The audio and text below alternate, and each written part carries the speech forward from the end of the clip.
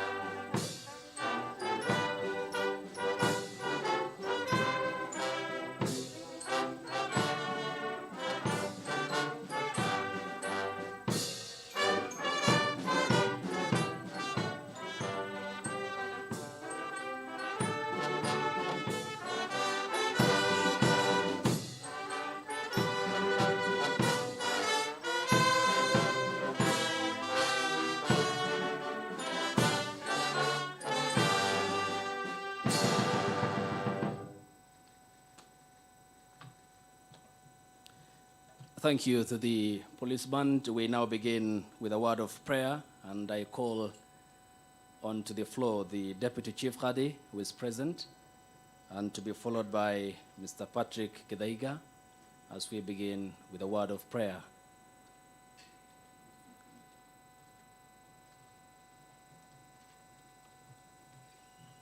بسم الله الرحمن الرحيم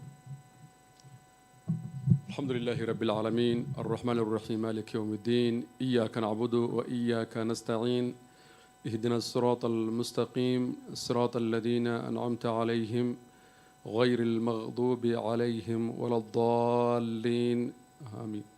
Oh Allah, praise be to you. We thank you for all the wisdoms, all the bounties that you granted us. We pray that, O God, you grant our leaders wisdom and health, good health, to lead this country. We ask you for prosperity. We thank you, Allah, for giving tawfiq to our leaders, especially our brother, the CS Duale, for making a historical moment of recording this particular important book. Ya Allah, continue granting us blessings, peace, and prosperity to our beloved country and to the entire world. Wa sallallahu ala nabiyyina Muhammadin wa alihi wa sallam.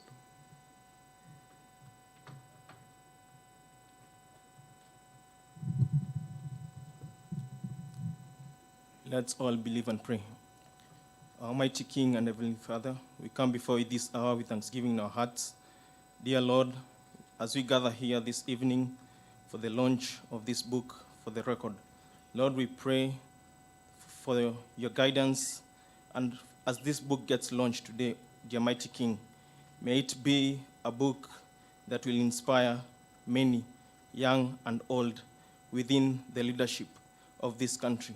Lord, we pray the leadership of this nation, led by the Commander-in-Chief of the Armed Forces, Dr. William Samoei Ruto, and the leadership of the entire government. We pray, Almighty King, that you will give them wisdom, guidance, and great knowledge that they will be able to lead this country continuously. Lord, for the launch of this book today and this evening, we pray for every individual in this house will get a book for them and for themselves. Lord, we also pray against the spirit of piracy, that this book, as it gets launched, people will have the integrity to buy and be able to read, whether it's on a physical, whether it's through Amazon. We pray, Almighty King, that they will be able to be inspired, and they will also be able to support our brother and our Cabinet Secretary, Honorable Duale, Lord, for it's in these short prayers I pray, trusting and believing that tonight will be a transformation through this book. We pray, Lord, through this book and the forwarding that has been done by the Chief Vice Chancellor of Politics, Dr. William Samoei Ruto, it will be an inspiration to many. For it's in the mighty name of Jesus Christ I believe and pray. Amen. Thank you, Your Excellency. Ladies and gentlemen, we can have our seats.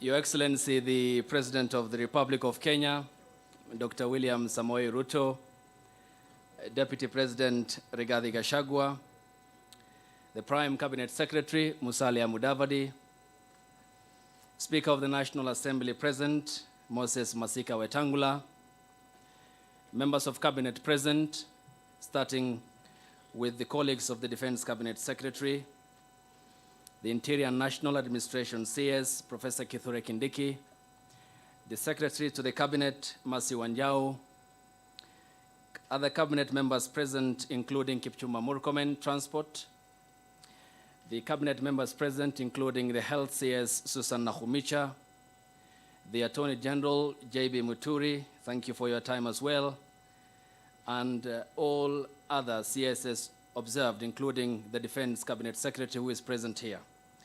We begin first, Your Excellency, Mr. President, with thanking you for making time. And I want to begin with this collection of moments that had dotted the political life of the Defense Cabinet Secretary ever since his admission as a Member of Parliament in 2000.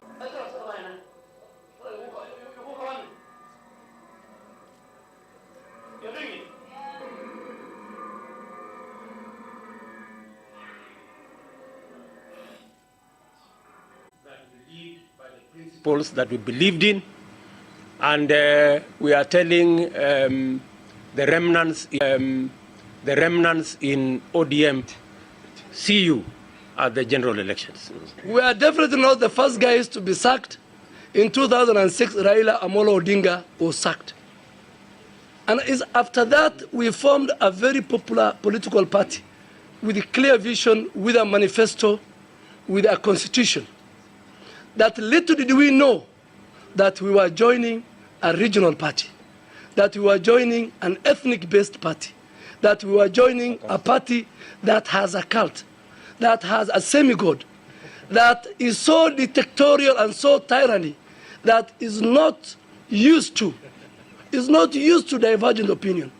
And I think the Kenyan people will see it, that he did this for a decade among his community, among his ethnic group, that today we are asking the people of Nyanza to rise up. Thank you, Mr. Speaker. And Mr. Speaker, on the onset, I want to take and remind this House the oath I took when I became a Member of Parliament in 2007 and 2013 and 2017, and that in the name of Allah, I will bear true faith and allegiance to the people and the Republic of Kenya, and that I will obey, respect, uphold, preserve, protect, and defend this Constitution of the Republic of Kenya. I want to challenge anybody to tell me that by the passage of this bill, there will be no post-election violence. I want somebody to tell me and look at me in the eyes that there are no election reforms. ODM asked, and all of us asked, for election reforms. I want somebody to look at me in the eyes and tell me if this bill contains any election reforms. I want somebody to tell me if this bill has united Kenyans or divided Kenyans. Mr. Speaker, the presidency is divided. Before you even come to the members of parliament, before you go to the people of Kenya, Mr. Speaker, constitutions are not meant for leaders. Constitutions are meant for the people to check on the leadership. If defending the manifesto, the agenda, the programs of the coalition that I lead in Parliament as Honorable Duale, and being a loyalist to the President within the confines of the Constitution and my coalition will make one a sycophant, then I am. Mkono moja unasema pesa mashinani, mkono mwingine hutaki tukuulize maswali. Hii pesa si ya mama yako bwana. Hii pesa si ya baba yako.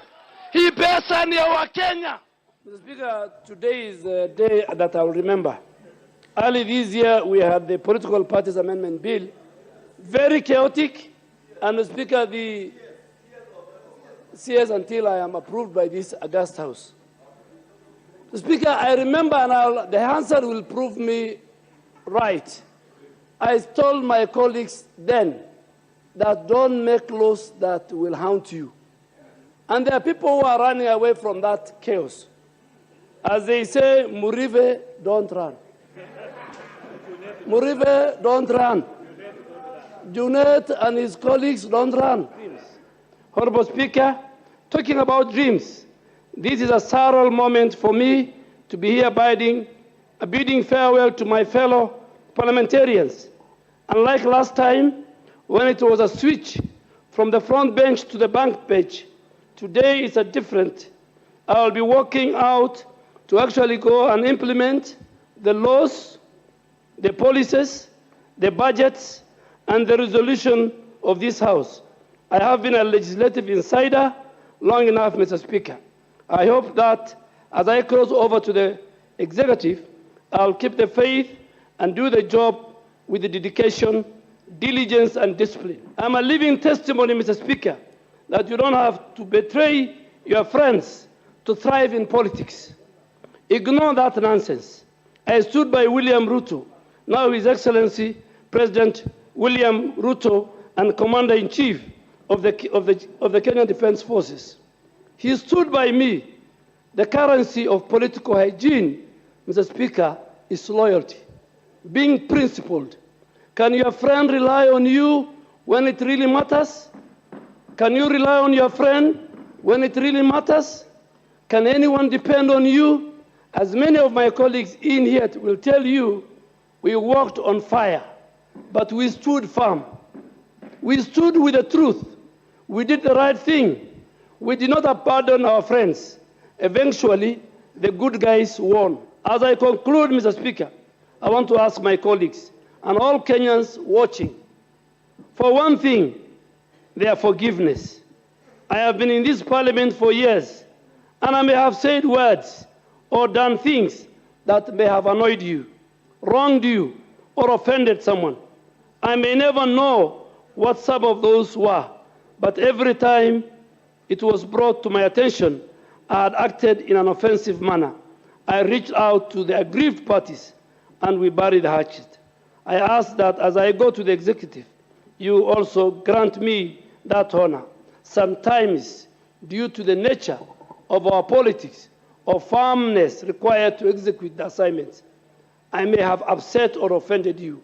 I apologize unconditionally to anyone in this House and outside this House who I may have wronged.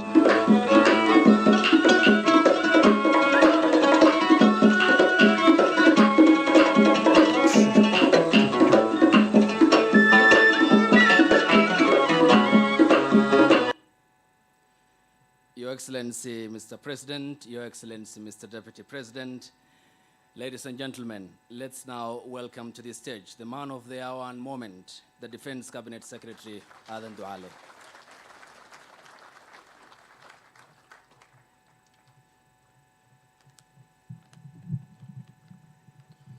Your Excellency, Dr. William Ruto, the President of the Republic of Kenya and Commander-in-Chief of the Kenya Defense Forces, and my longtime friend, Your Excellency Rigathi Gachagua, the Deputy President, a good man and a honest man.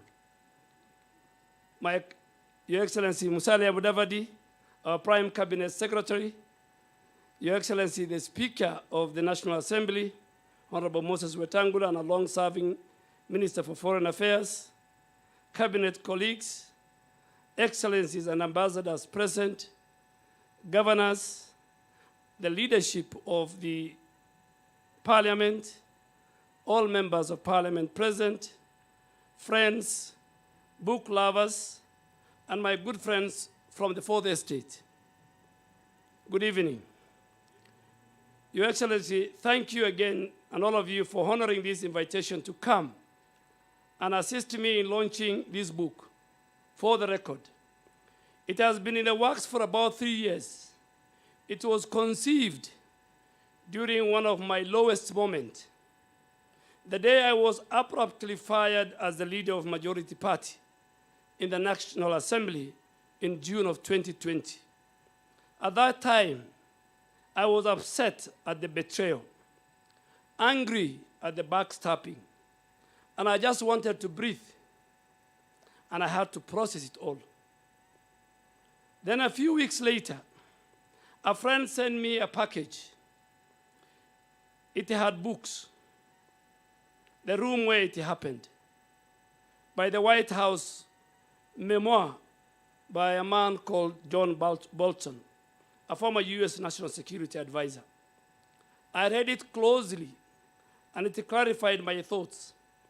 It confirmed that I had a story to tell. Now that I think back, I was a majority leader for just half of my political life. I owe it to the future leaders to speak about those early years of their life.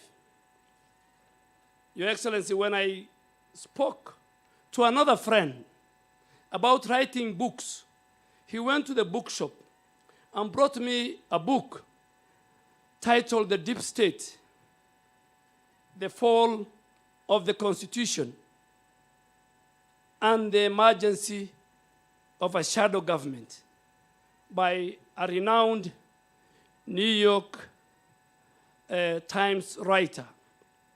I then called my researcher friend, and we sat down for hours, taking and drinking many cups of tea, cups of spiced tea, Your Excellency. You know you have taken that tea in my house, chatting about this book. I think he read the pain, the regret, and the anger in my voice as I retold the major episodes of my life. He gave me an idea that I should call it Not Personal. As he left, he gave me a book entitled For the Record by the former British Prime Minister, David Cameron. And when I told another friend about the book idea, he said, nothing personal doesn't sound good. It sounded vengeful. This made my life and my remarks easier. I called the book For the Record because I worked in a house of records and I wanted to put everything on the record. Anyway, after 3 years in the works, this book is here, ready for launch. Today, Your Excellency, is a special day. I am so happy to be standing here to lift the veil about the country's politics and its leadership. Distinguished colleagues, guests, and book lovers, for those who have not read the book, I will not want to spoil it for you, but perhaps I'll just tell you that it is the story of my life, my earliest memories as a young man in Garissa. You know, before the CBC, the competence-based curriculum, I used to sit with my mom every night. All my siblings did. She did not go to school, but she used to check our homework after it was marked. She knew which questions I had answered incorrectly, and she taught me something which I apply to my family today. Also check that people know what they're doing and that they're doing it correctly. For instance, I don't speak French, but I harass my children when I see a cross or an X on their French homework. Those who have worked with me know that I seek to understand everything. Now you know where it all came from. And yes, my colleagues, and most of my cabinet colleagues sitting here, and my boss, Your Excellency, Mr. President, and your deputy, you too have stories. And if we suffered a few years ago is anything to go by, you owe Kenyans books. I know that right now you are very busy, but when you get the time, please pen down your memos. Switching gears now, let me tell you that this is a book about politics, about power, about leadership, and about public policy. I write about how I got started in politics. I have worked very closely with all the key leaders in Kenya, the late President Mwai Kibaki, former Prime Minister Raila Odinga, former President Uhuru Kenyatta, and now with the current president, my boss and friend, Dr. William Ruto. I speak about the courage and loyalty in friendship as exemplified by my boss here. We have suffered together. We have thrived together. Mr. President is now leading us to transform this country. We have a lot of work to do, and I hope this book will alter those who are keen to sabotage our agenda or derail our progress, that we are all working for the people of Kenya. If we win, Kenya wins. There's also a chapter about legislative leadership. My colleagues from the parliamentary leadership sitting here, former Speaker J.B. Muchuri, and our current Attorney General, the current Speaker Moses Wetangula, Papa wa Roma, my cabinet colleagues, and former majority leaders in the Senate, Kithure Kindiki, who also became at one time our deputy speaker, and Kipchumba Murkomen, the current CS for transport. They all know how hard it was to set up a bicameral parliament, the tension between the two houses, and how we got to balance. I also tell the story of devolution as a chapter, and the tension between the Council of Governors and everyone else, including the executive and the two houses of parliament. My friend Isaac Ruto, Mr. Speaker, was to be here today. I invited him. He's on his way coming because he's very central in this book. He was part and a parcel of the struggle. He helped us pin together the URP Constitution. Many nights we sat with him at the family Bibilica along State House Road. And of course, the famous ile pesa bado inalete shida hata hapa ukimuuliza Mheshimiwa Rigiji. Still, the Senate, the National Assembly, and the county governors are still grappling with the same issue of ile pesa. But we are working on it, baking a bigger cake to make sure that we have enough for the counties, and the counties make enough to sustain themselves. It's not easy, but we are on course. Your Excellency, distinguished guests, ladies and gentlemen, I am sure many people do not know what we had to go through to pass laws. My opposition colleagues, the Honorable John Bandi, the Honorable Opio Wandai, were to be with me here today, but because of the political inhygiene in our country, they asked me to pass their message, and that they cannot be here, and they have sent their apologies.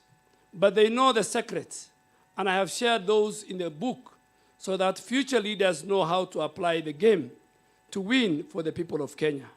Sometimes we have to push through necessary laws to make sure we kept our country safe, to make our economy friendly for domestic and foreign investment, and to make sure Kenya got the best deal. The record speaks for itself. Whenever there was legislative overreach, the other arms of government, such as the judiciary and the executive, did their job. It's the beauty of our Constitution. As a leader of majority in the National Assembly, you do a lot of work. You are the leader of government business. And at the same time, you're also a parliamentarian with a constituency. You have to know how to work with the cabinet secretaries, with the fellow MPs, and with the public. You automatically become the face of parliament. Do you guys remember when those activists and civil society fellows brought bloody pigs to parliament buildings and labeled the names of leaders, myself, the late Jacoyo Midio, the late Francis Nyenze, and many others. We have seen it all. I've had people attacking some of us who were in the last government for approving the debt ceiling under the Jubilee administration. The borrowing came from good place. We wanted to invest as we baked a bigger cake, but instead, people minted the money, changed the scope of the projects, and began diverting attention when we complained about the wanton corruption in the last 5 years of the previous administration. But seriously, how do you build a railway that ends in a thicket? Move business from Mombasa, a thriving port in the East Africa, to a bush. I know they say, build and they will come. But you don't need to kill the economy in one corner of the country for it to grow in another corner. Our development has to be inclusive, and I think we ought to have done better with the taxpayers' money. Thankfully, President Ruto corrected that policy mistake immediately he took over and took the port business back to Mombasa. There are many more that we are correcting, and we believe we will fix the economy and make it work for everyone. On the debt matter, we decided because we are in a hole, we will not stop, we will stop digging. And as the president and his deputy have said many times, we have everything to make sure that we cut down on the borrowing, raise more funds, and rebuild our economy for the benefit of everyone. It will be painful in the beginning. As a businessman, as a Kenyan, and as a leader, I can tell you that we need to fix the economy now. We have to find money to pay the debts and grow our economy. And we can no longer borrow from Peter to pay Paul. Your Excellency, distinguished ladies and gentlemen, the Cabinet Secretary, Honorable Musalia Mudavadi, is here. He appears in one of my important chapters. He knows the story of 2013. He bought a copy of my book a few days ago. I did not tell him the inside story of the Madimoni scandal. He has his version to tell us one day. But for the first time, he gets to hear my side of the story. Maybe Honorable Musalia, when he gets the chance to speak today, he will tell us his side of the story of the Madimoni scandal. Honorable Musalia Mudavadi is a very tough man, a brilliant economist. I tell everyone that Musalia's speech, known as the earthquake, was brilliant. He diagnosed Kenya's economic problem very well. He knew the situation, and now together we are working to remedy that. When Musalia said, "Tusidanganyane," I felt it. He spoke his truth, many truths, and the truth of 50 million Kenyans. I put that on record too, and I hope he'll get the time to also put it on record. And his speech appears in my book. Your Excellency and distinguished ladies and gentlemen, there's a whole chapter on how we told disbelieving Kenyans that the cases of the ICC were political international conspiracy. Winning those cases was a master class in politics and in geopolitics. You just have to read the book to understand what the current president and the former president had to go. What we had to do to tell our friends, and many, many friends internationally and locally, that we knew their schemes and we were never going to deliver, their schemes are not going to deliver justice to the post-election violence victims in our country.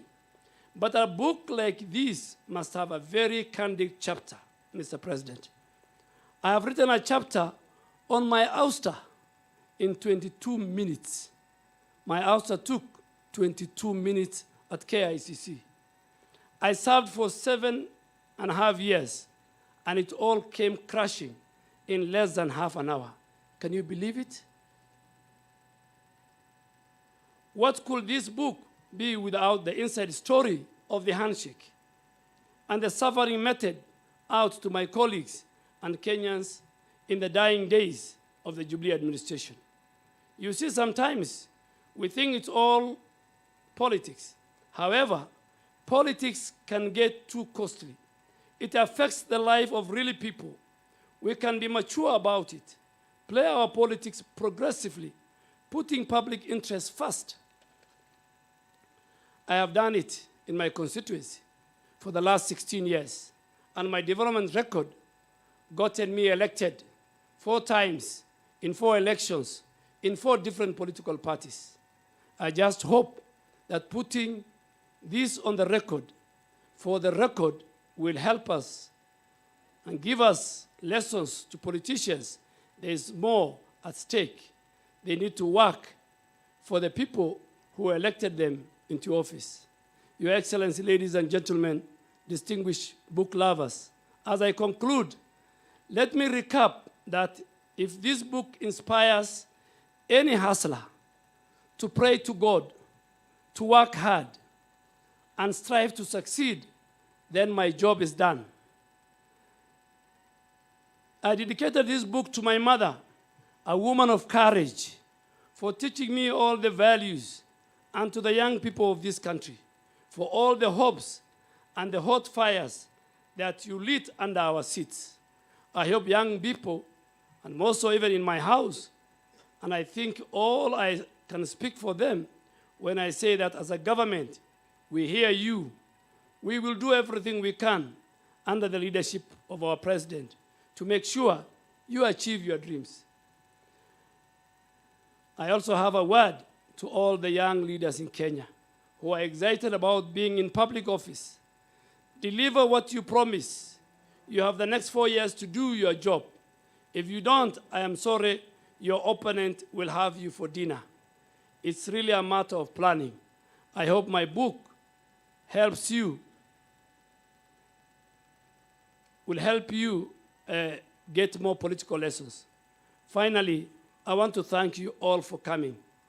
I don't take it for granted that you braved the traffic to be here for this launch. I'll be signing copies after the event. There are more books being sold out there. Grab one for yourself and more for your friends.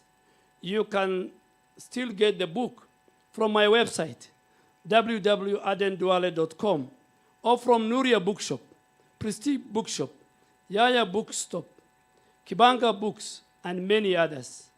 Your Excellency, and under my conclusion, let me pay tribute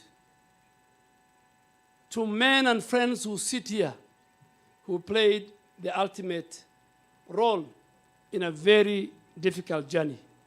The Honorable Minister for Interior, Professor Kindiki. He appears in my book at one page or one chapter as a brilliant constitutional lawyer who spent with us many days and nights at The Hague. And on another chapters, he appears as a leader of majority who became a victim of the deep state and the systems.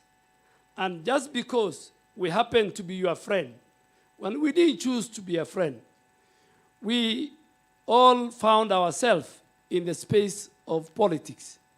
The Honorable Kipchumba Murkomen, the Honorable Cecily Mbarire, the Honorable Aaron Choriot, Your Excellency, who you remember, he came to the House through a by-election.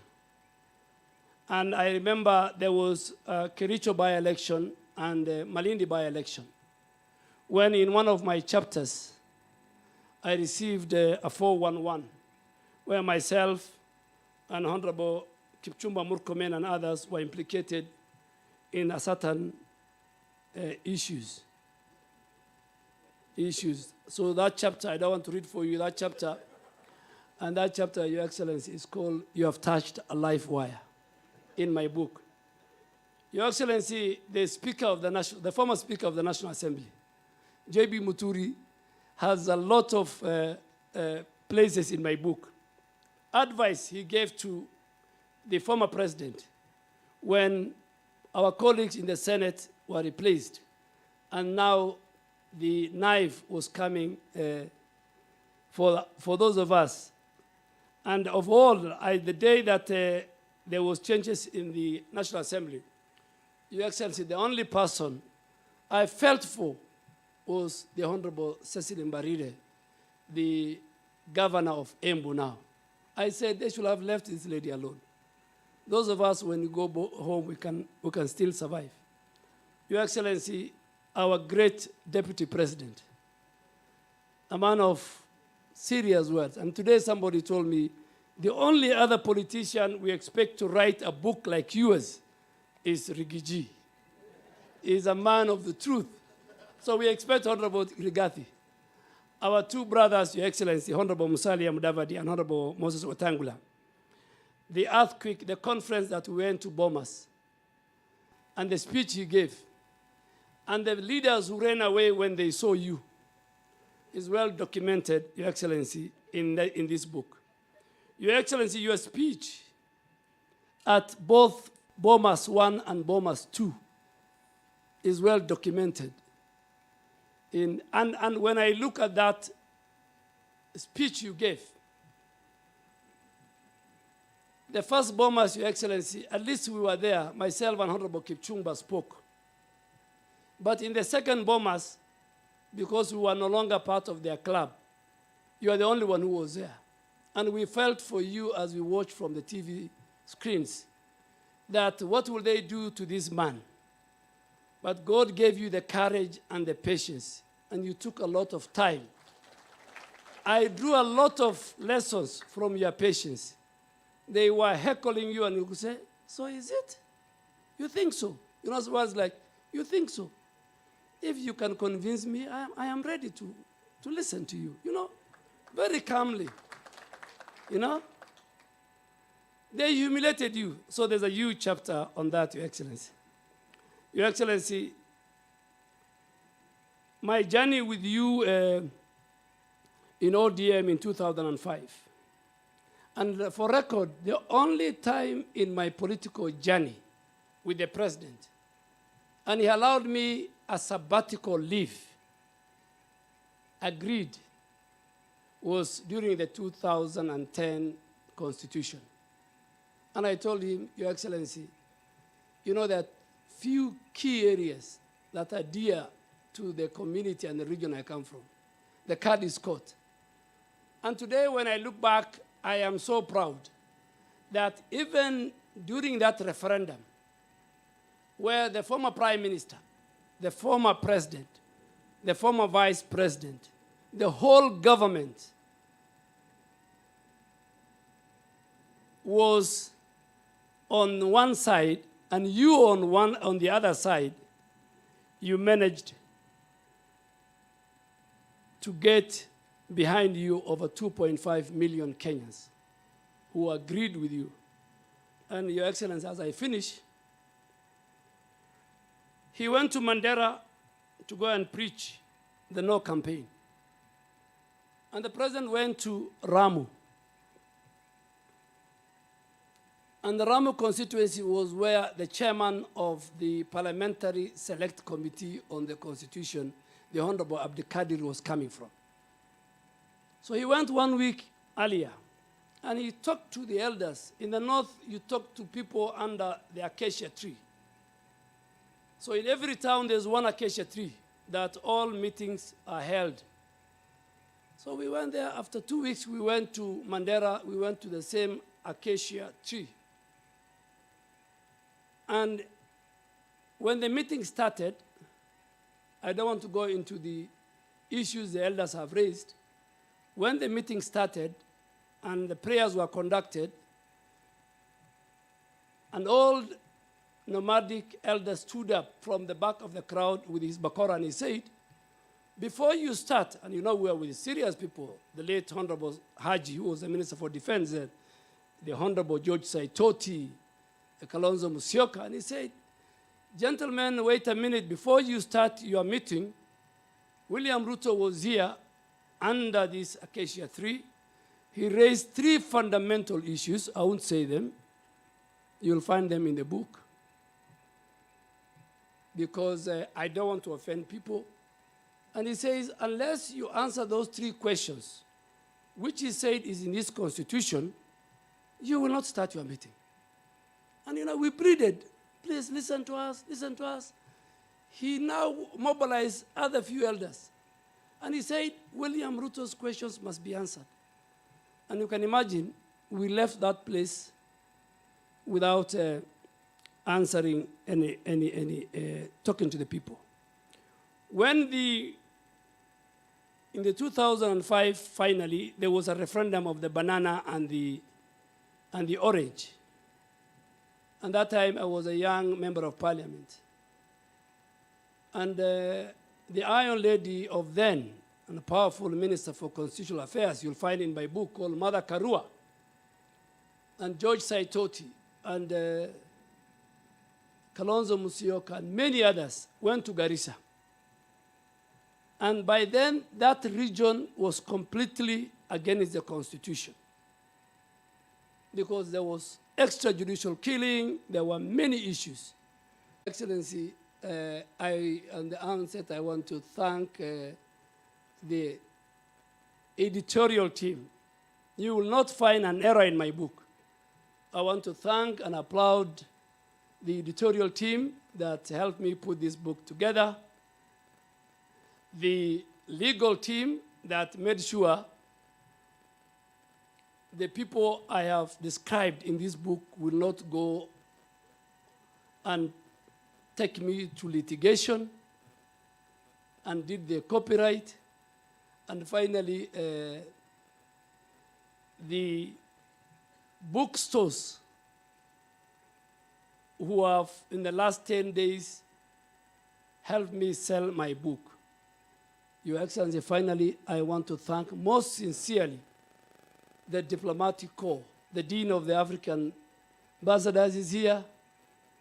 The EU ambassador is here. The French ambassador is here. The Turkey ambassador is here. The Saudi ambassador is here. Representative of the British ambassador is here. The Swiss ambassador is here.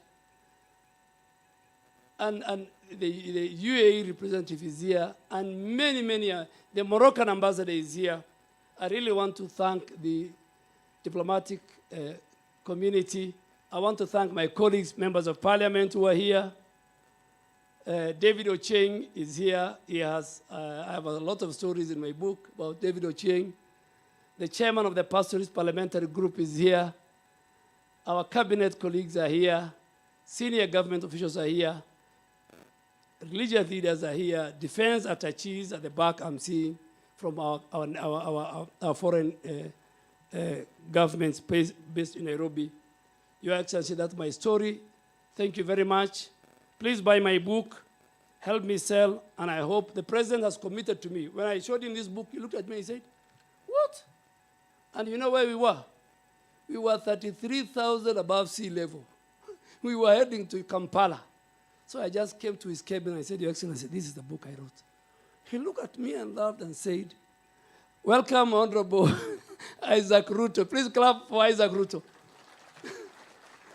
Thank you, Your Excellency, and I'll now the mic and maybe give about 2-3 minutes to very few of my colleagues who we share this journey together. Thank you very much.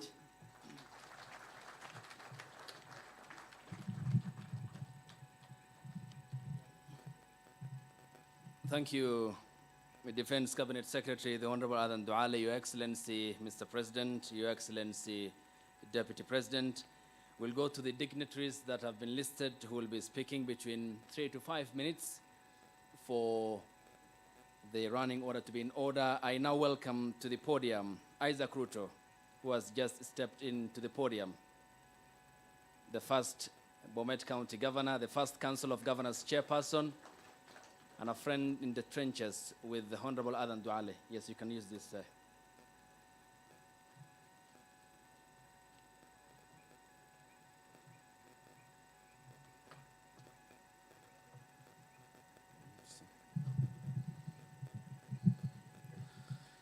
Your Excellency, the President of the Republic of Kenya, Chief Cabinet Secretary, Speaker of the National Assembly, My good old, I must apologize, the Deputy President, Your Excellency, Honorable Duale, Waziri, Tika, your Defense, Cabinet Secretary is present, members of the Diplomatic Corps, and all the distinguished guests. Your Excellency, I must apologize for coming late. If I had seen Honorable Kipchumba Murkomen, I would have asked him to apologize on my behalf because I was held up at the escarpment for more than 2 hours. And I think it's all your fault. It can't be mine. There is no way it can be my fault. Anyway, Your Excellency, I must apologize for coming late, but just in time to speak. We kept in touch with Honorable Duale. Now, this is a great day for us. Honorable Duale has been a good old friend. A lot of people do not know how close we are with Honorable Duale because of sometimes we do some bit of public spots together, but all we enjoy the game. We've worked with Honorable Duale for a long time, especially during the 10th Parliament. And I'm sure one of the reasons why he was sacked as an assistant minister may have been something to do with his close associated with some of us. And he lost his job. I know presidents normally don't say why they have sacked. I don't know whether President Ruto will be different, but they normally, they normally don't tell us when you are being fired. It just happens that in the afternoon you are no longer in the office. Honorable Duale was one such victim, but we worked together. We pushed especially the agenda of the new constitution together in Parliament. We also stood for those that appeared to us to be unfairly treated. And Honorable Duale speaks his mind. And I think that is one of the things we share. He speaks his mind, even if you are not in agreement with it, he will tell it to you to your face. And I think we are grateful for the rise that has happened.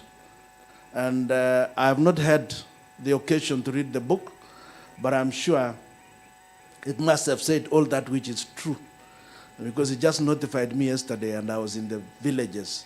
And I told him I'll definitely make it to come here. But Honorable Duale, I hope you'll continue being forthright. And I'm sure you have told us the whole truth in the book. It's good to be forthright. It's good to say that which you believe is right. And therefore, Honorable Duale, thank you very much. I'm sure this book, ni ya mama yako, na yangu, na wewe, tuendelee namna hiyo. Asante sana and God bless you.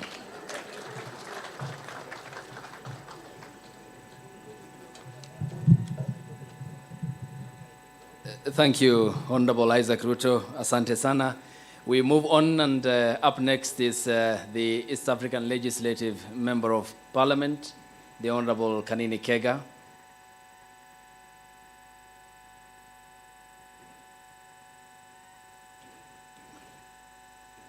All right, we then move to the United Democratic Alliance, UDA Party Secretary General, the vibrant politician, Cleophas Malala.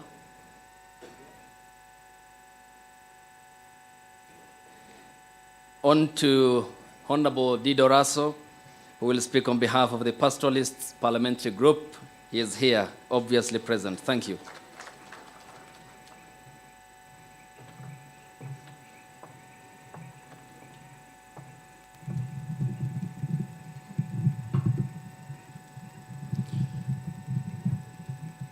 Your Excellency, the President, Your Excellency, the Deputy President, the Honorable Aden Duale, my colleagues from the Senate, the National Assembly, the Speaker of the National Assembly, distinguished guests, ladies and gentlemen, I stand here as a member of the Pastoralist Parliamentary Group and also as their patron. I am a third member of Parliament representing the constituency of Saku in northern Kenya, Marsabit. I'm privileged to be here and to speak on behalf of my colleagues. Honorable Duale, we found him in Parliament. He was not just a brother, a colleague, but he was like a father figure for those of us from the north. We learned many from him, and at the same time, he allowed us to hold firm positions, to be loyal and truthful, and to be also respectful to the cause we take. Having read his book,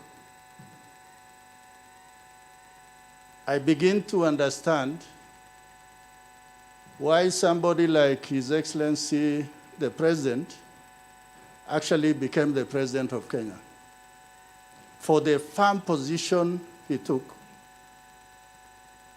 and the loyalty that he portrayed throughout his political career.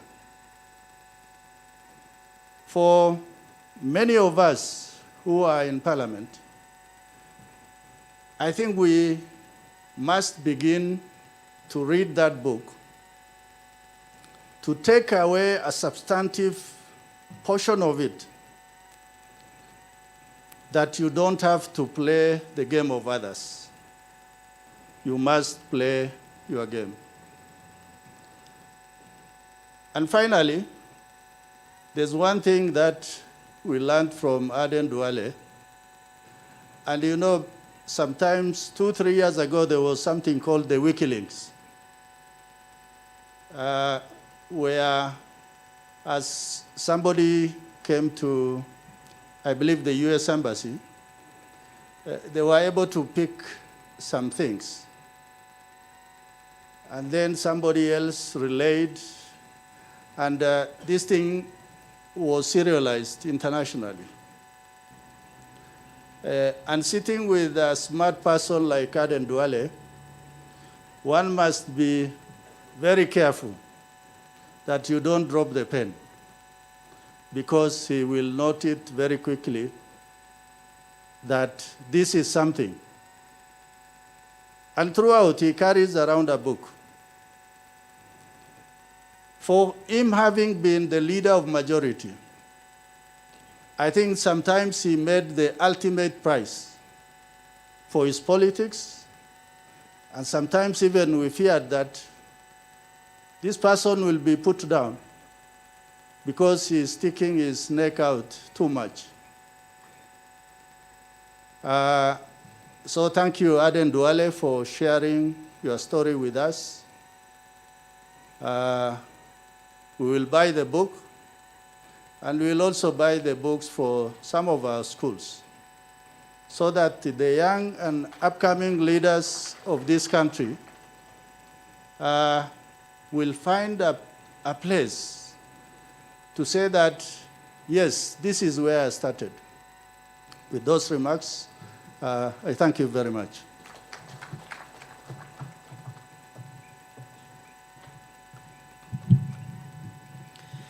Your Excellency, Mr. President, Your Excellency, Mr. Deputy President, having mentioned library, I was informed by the U.S. Embassy representative here that they have gotten 16 copies. One for the Library of Congress in the United States of America, and the other copies will be distributed across the United States of America, across the major academic libraries across the states. We thank you, the representative of the embassy. Up next is the Senate Majority Leader and Kericho County Senator, Aaron Cheriot.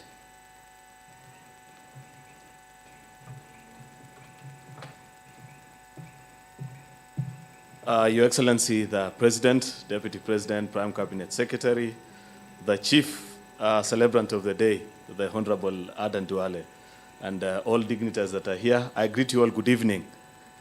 I'll say three quick things. Number one is that when you're speaking, CS Duale, three things came to my mind. Number one is that you have achieved so much because you went to a great university.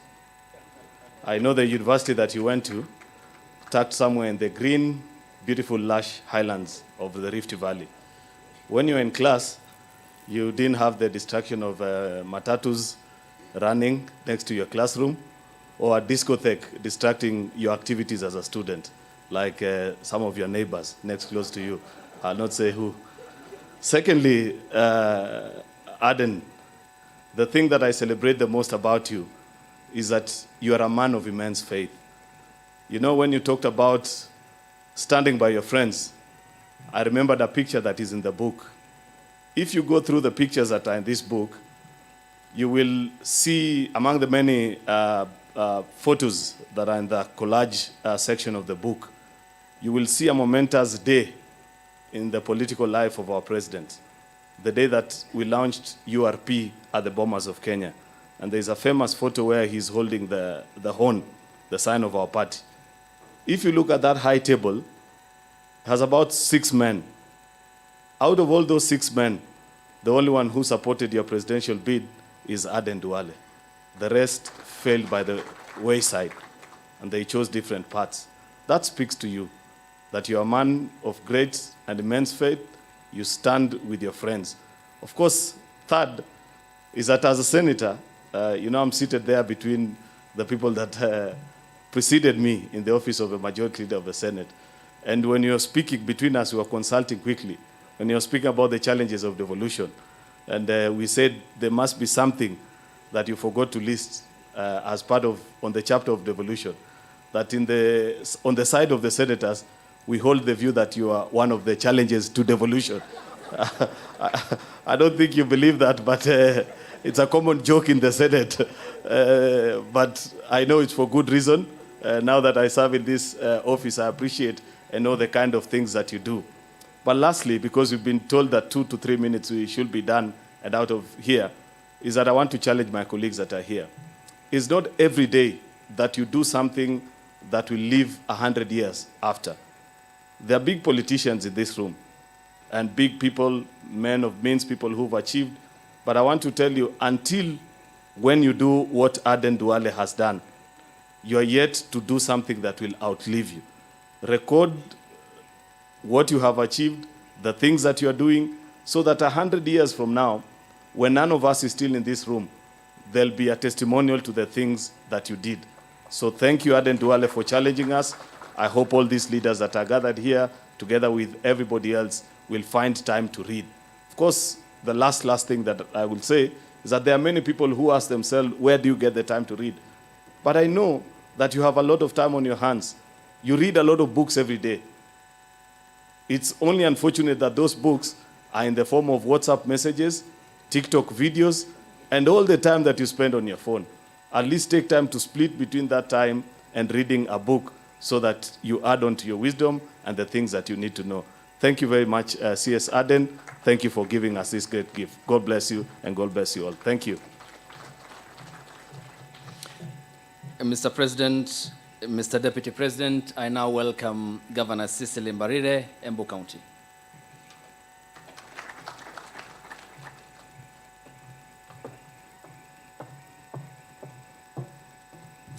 Thank you, Your Excellency, the President of the Republic of Kenya, Your Excellency, the Deputy President, Cabinet Secretaries, the Chief Guest, my friend, Aden Duale, all protocols observed, good evening.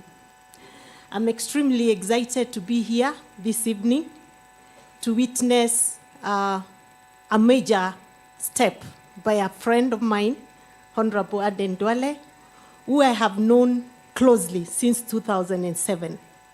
And we met in Parliament as he was elected an ODM ticket. Then I was on on PNU, And we became friends. He was an assistant minister. I was also an assistant minister, although he was sacked. And the one thing I can tell you about Aden Duale is that he tells you what's in his heart. Upende, usipende, he'll just tell you as is. And if you want to look for somebody who tells what you will not be able to tell, give it to Aden Duale. He will say it. And I'm very sure, I've not read the book, that in this book he has said it all from his heart and from the experiences that he has had as a politician. The other thing about Aden Duale is that he's a very loyal friend. And it's no wonder he has stuck with the president all these years, even when he was going through some very difficult moments. He's very loyal. And he served the Jubilee Party as a majority leader in a very loyal way. He could do anything as long as it was for government. And so when I was appointed the deputy chief whip, he called us to his office. Myself, Washiali, who was the chief whip, and he sat us down. And the deputy majority leader, he told us, you've now joined the leadership of the party in the House. The first thing I want to tell you is that the government is always right. So whatever agenda that comes on the floor of this House is our agenda. We make sure we deliver, we ask questions later. And because I'm one who likes to ask questions, it was a very difficult thing for me to learn. But I learned it with time. Number two, he taught me how to be tough on members of parliament. The most difficult group to deal with, and I'm sure Osoro will assert that today, is members of parliament. Because you're leading leaders. And they actually think there's nothing special about you that you're coming here kutuambia story mingi. So they'll ask you questions. They'll challenge you. But he taught me to deal with them without fear. And to tell them even what they don't want to hear. Including, wewe uache mchezo, hii ni serikali. And we did that, and we passed every single agenda of the House, of the government of Jubilee. We made sure it passed, through thick and thin, including the infamous security laws. And he's a team player. He worked very closely with the speaker, with us, and he would call us to agree on something. The MPs loved him so much. Sometimes they didn't like him at all. But that didn't stop him. He continued pushing the agenda. And that's why for me, Duale, I want to say this, that even as you fought that I should not be sacked, and I know you really fought hard for me, and I know the one man who fought so hard for us was Speaker Muturi then, until they started putting question marks on him. Is he really one of us, or is on the other side? I did not think for one moment that you deserved the sack. I believed your loyalty to Jubilee government, to the president then, was beyond measure. You had undivided loyalty to the president then. And any time you spoke, you always reminded me that we must support the agenda of government. And I remember when things started going as they were going between the president and the deputy. We'd sit down with you and we'd really discuss these things and we'd say, let's see how we can get this. When I was sacked, it was in a PG in State House. And the first phone call I got when I left the gate of State House was from you. Come, you told me, no, sis, I'm so sorry. You didn't deserve this. I'm really sorry. And then I remember telling you, I really doubt they'll touch you because you've done a very good job for this government. Of course, the second phone call was from His Excellency, the President. And I was actually just getting to my house. I wanted to go home and just cry out the pain and the anger and frustration. And he called me and told me, please come over to my office. And when I went, I remember you looked at me and started laughing. And then it hit me, it's not this serious. There's life after this. So we survived because of that encouragement. But fast forward, KICC, special PG is called. At one point, we were told the president is coming. The next point, we were told no, to be on Zoom. And we are sitting there. And I sat at the end because we were already very tired of the government. And we were right at the corner. And I remember Duale was seated, of course, being the majority leader, is seated in front there. Then I watched as, MPs prosecuted the agenda. And I listened to the president say, sometimes friendships and leadership are different. And I'm like, what? Then the next thing, proposal. One lady stood up and said, we want to remove the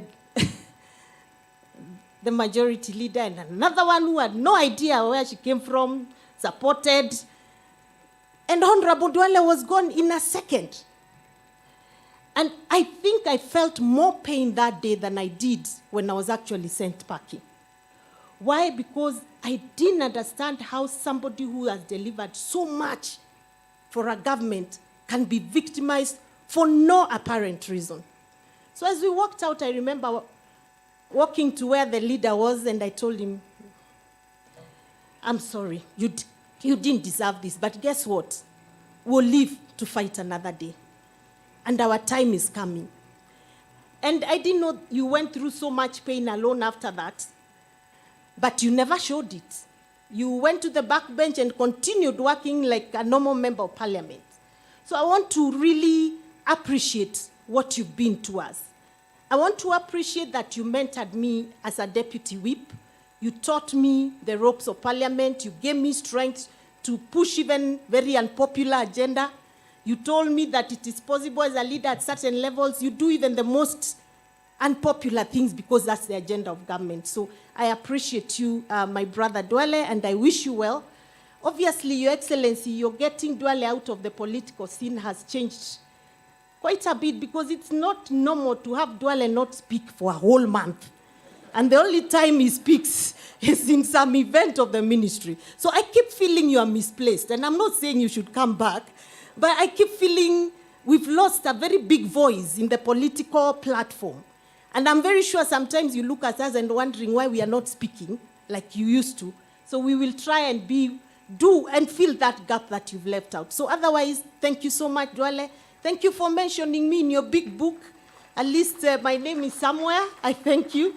And we wish you well in what you do. And for the future too, thank you so much. And thanks for standing by your friend. I know he means a lot to you. Thanks for being a loyal friend. That's what we are looking for. And Your Excellency, let me say that I know you stood by us when we were going through our challenges. I pray you continue to do that with your current leadership in the executive and in the assembly, and that we'll never have to see leaders go through the humiliation we went through. I really hope it will never happen, but I believe, and I know you are not that kind of person, that leaders will be treated right and treated like human beings. Thank you very much. May God bless you. Best wishes, my friend Duale. Thank you. Thank you, Your Excellency Governor, Your Excellency Mr. President, Your Excellency Deputy President. I now see Cleophas Malala is here. I'll invite you. You'll be taken to the podium for your 3 to 5 minutes. I now get onto the stage the Majority Whip to be very brief in the National Assembly. Then the cabinet members will be speaking. I thank you.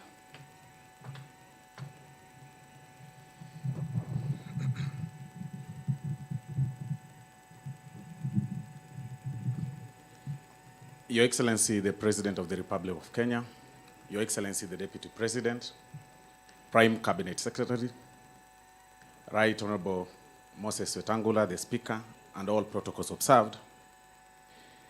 Your Excellency, I came to Parliament 10 years after Honorable Duale had joined Parliament. And it was quite admiring to share a plenary with Honorable Duale because we were used to seeing him on TV, on debates, and in political scenes, in political rallies. But there are two things that Honorable Duale used to tell us as new and young members of Parliament.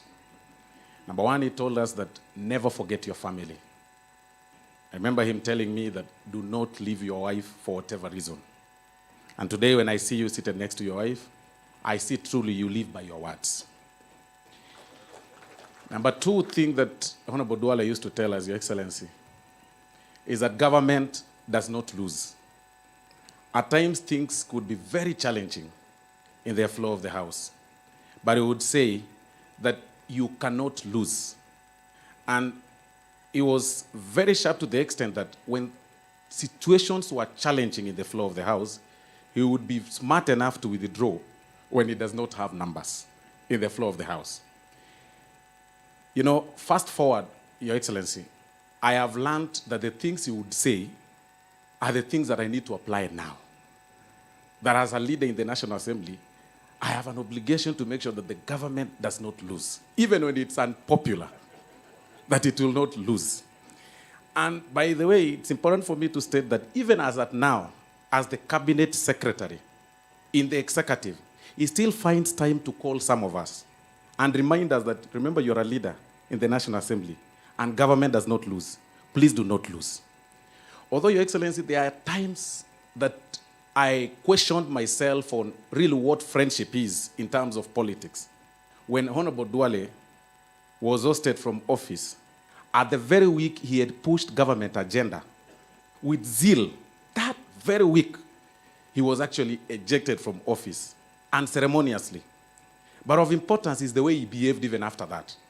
He took his back seat, was still contributing in the flow of the House, but he stood his ground. That shows that when you believe in something, then stick by it. And that is what we've learned from you. But in copying the words that Honorable Duale said, Your Excellency, I believe you also owe us a book. And I think it's important for me to say this. We need to know what happened in 2002, that you only left 3 of you behind Uhuru Kenyatta when you lost in 2002. And I think Kenyans need to know that. Then years later, like Honorable Duale has said, at Bomas, of course, there were issues. But what happened at the holding room before you came out? Because what you saw is at the plenary. But there was a holding room. You, Right Honorable Raila Odinga, and His Excellency Uhuru Kenyatta. What were you guys discussing about that made Uhuru laugh all through when Right Honorable Raila was making his speech? Those are the things that we need to learn all through. But in conclusion, Your Excellency, with the fact that government does not lose, I also want to assure you that even the finance bill will pass. Government does not lose. Thank you very much. Thank you, Honorable Silvana Sosoro. And now to Environment CS, Soipan Tuya. Karibu Waziri.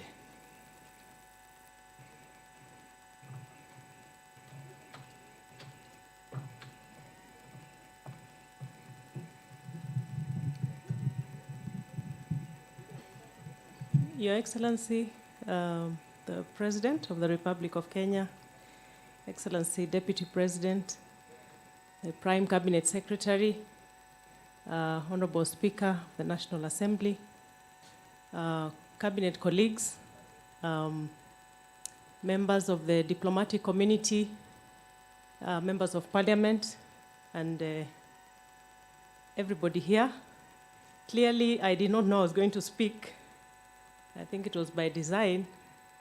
But first is to congratulate my brother, Honorable Duale. I'm a mentee of Honorable Duale. Only that I'm not as loud as he is. But he has taught me a few political tricks during our 10 years period together in Parliament. And he actually came to my rescue during the infamous The Ayes Have It. He stood by me when the Speaker was somewhere behind the speaker's seat, and all my colleagues in the speaker's panel had deliberately absented themselves from the country. And I was called from maternity leave to deal with a very tough task. And from interactions with the Duale, we had a small chit-chat before I went to the seat. And the rest is history. The other day I saw it replayed, and that's one of the tough things that we had to, through thick and thin, make sure that government business was passed in the House, and not to say that we did anything wrong with the verdict of the eyes have it. It's a story for another day, and I'm sure probably for another book. And I'm hoping, because I've not yet read the book, that Duale might have done an account of the true story behind the eyes have it. With those few remarks, Your Excellency, I will buy the book and also I have a few libraries, about 5 of them, that I'll also buy. So I'll buy 6 books and put some in the 5 libraries. And I know many young Kenyans are going to benefit from your leadership. Thank you very much. Thank you, Waziri. Up next is his cabinet colleague, Kipchumba Murkomen, the Cabinet Secretary for Transport. Karibu, Waziri.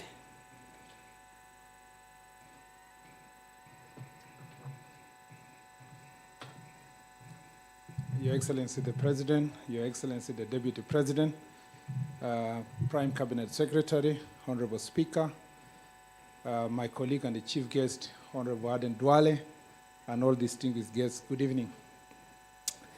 I am actually the least qualified to speak about Honorable Duale, and I consider myself extremely privileged that he has reminisced our interactions in a number of chapters of his book, from Kenya to The Hague and back.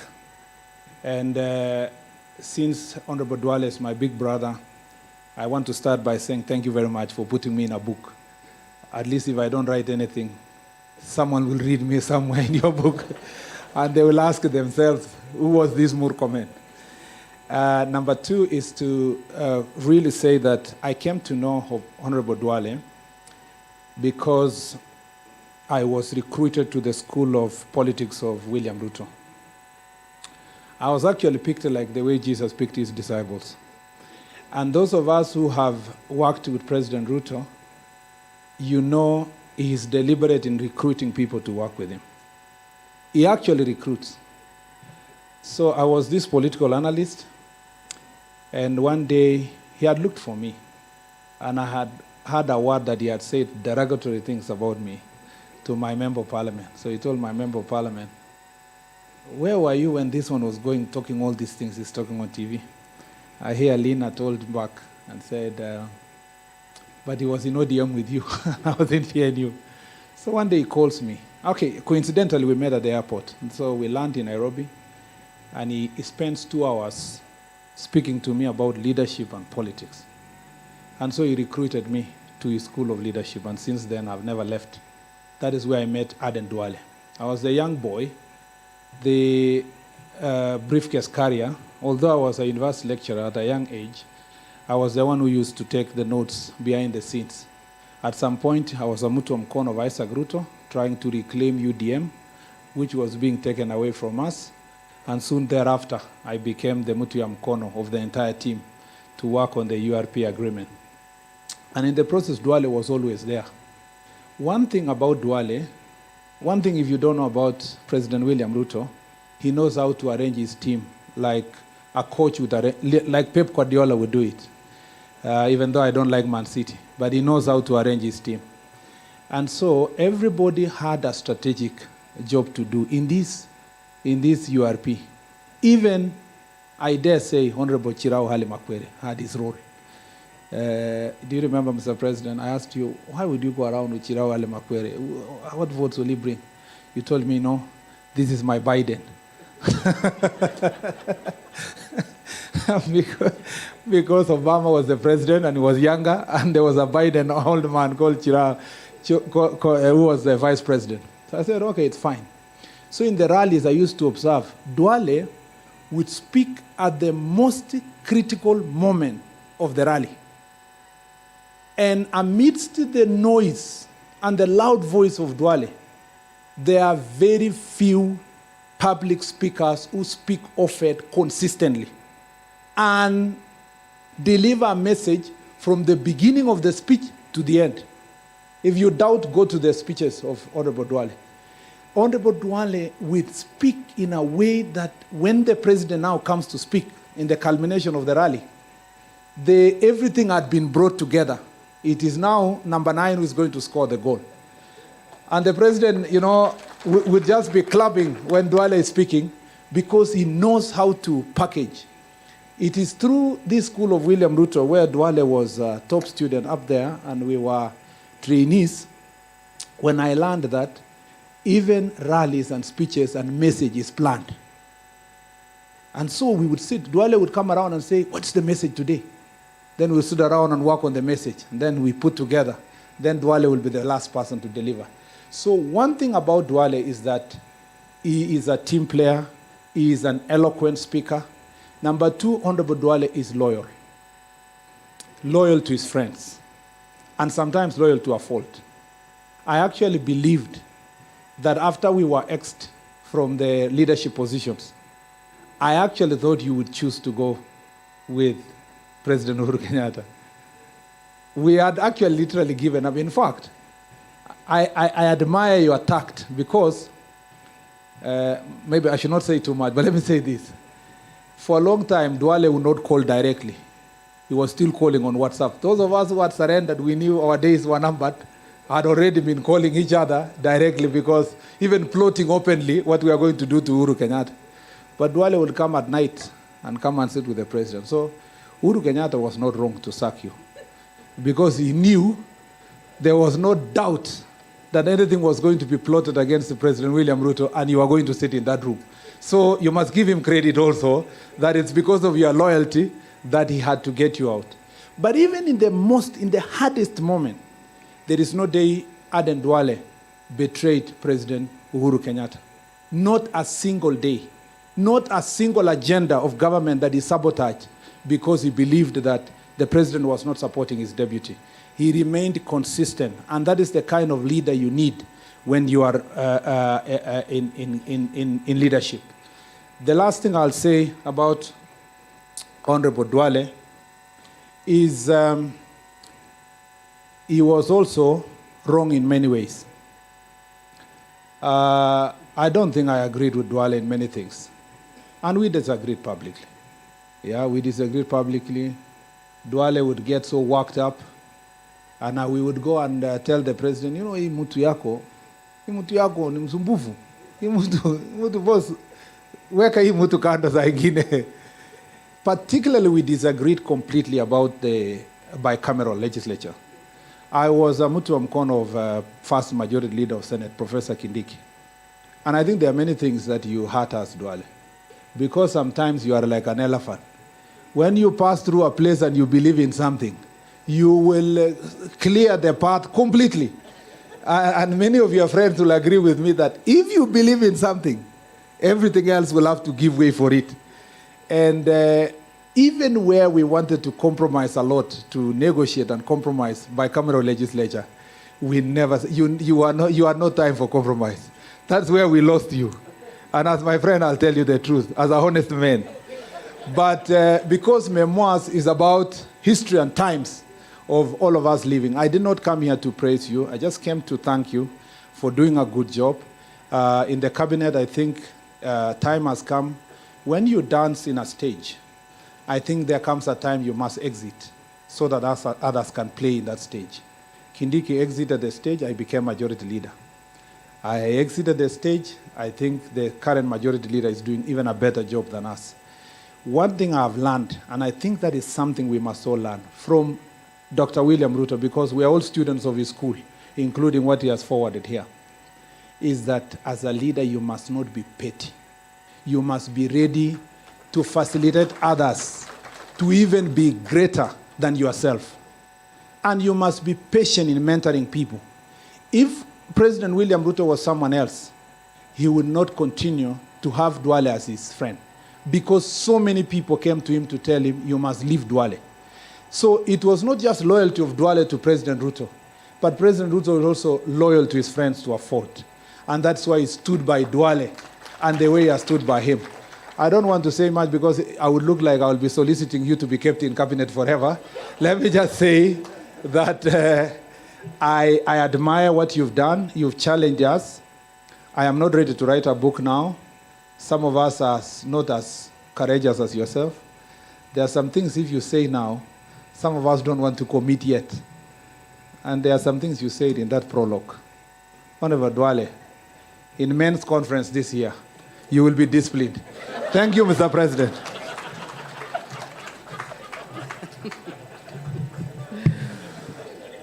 Thank you, Waziri. And I bet that is the moment which also partly contributed to a speedy sale of the book when we have seen the pages which are circulated on social media platforms. Thank you. I now welcome Your Excellency, Mr. President, Your Excellency, Mr. Deputy President, to this stage, the Cabinet Secretary for Interior and National Administration, Professor Kithure Kindiki. A round of applause for him, ladies and gentlemen.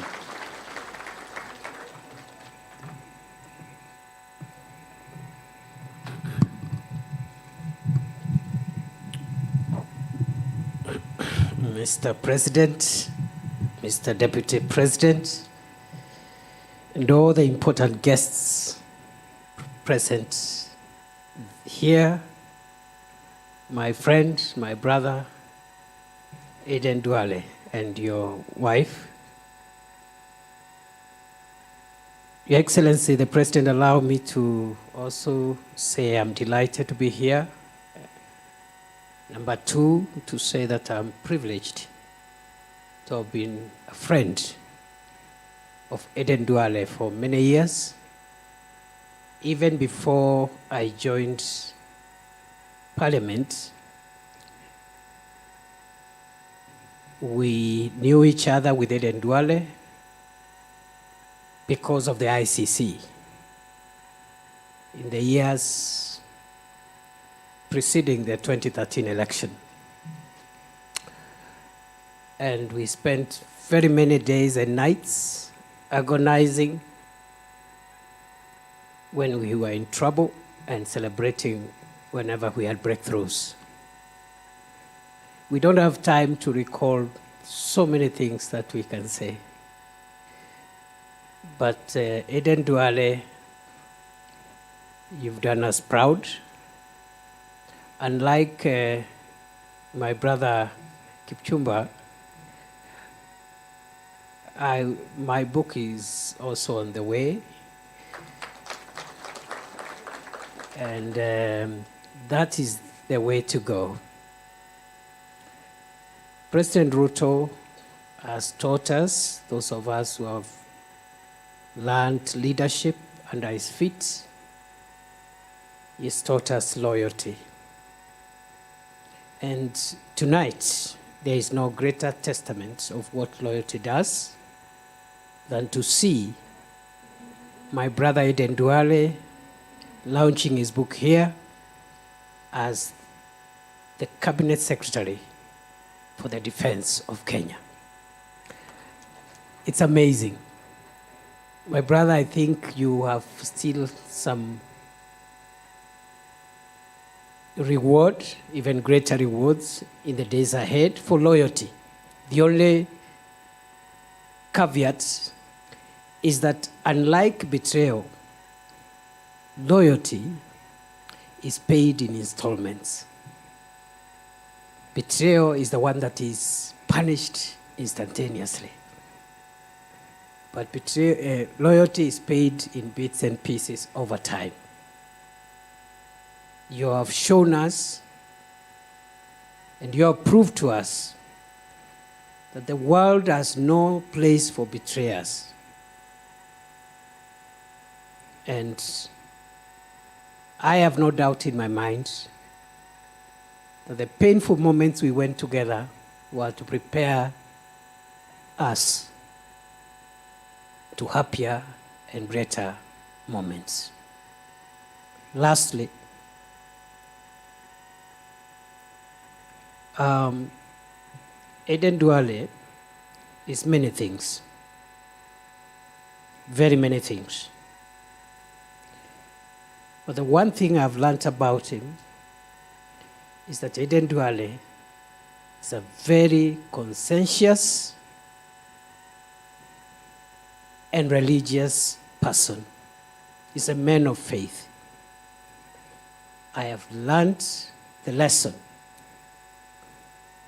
for those of us in politics and public life. As much as we do what we must do in the public space, we must take care of our private, spiritual, and family lives. And I have very many examples because I have interacted with Aden Duale at very close and personal levels. And I have learned that that separation is very important. And lastly, many people believe politicians love money. Aden Duale and his experience has proved that not all politicians love money.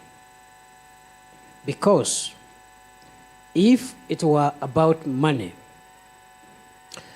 at the time when it really mattered, at the time when the issue is the issue before us, and when I say us, is many of us in this room, the issue was, it's either you betray William Ruto and get all the money in the world, or you stick with him and pay the price. Aden Duale chose to stick with his friend, the president. And for the younger politicians, please, friendship, loyalty, truth is superior to power, money, and betrayal. God bless you, and God bless you, my brother. Congratulations, Aden Duale. Thank you, Professor Kithure Kindiki, Chief Cabinet Secretary, Interior and National Administration. Allow me now, Your Excellency, Mr. President, to welcome back the Defense Cabinet Secretary to the stage with the rest of the running order. Thank you, Waziri.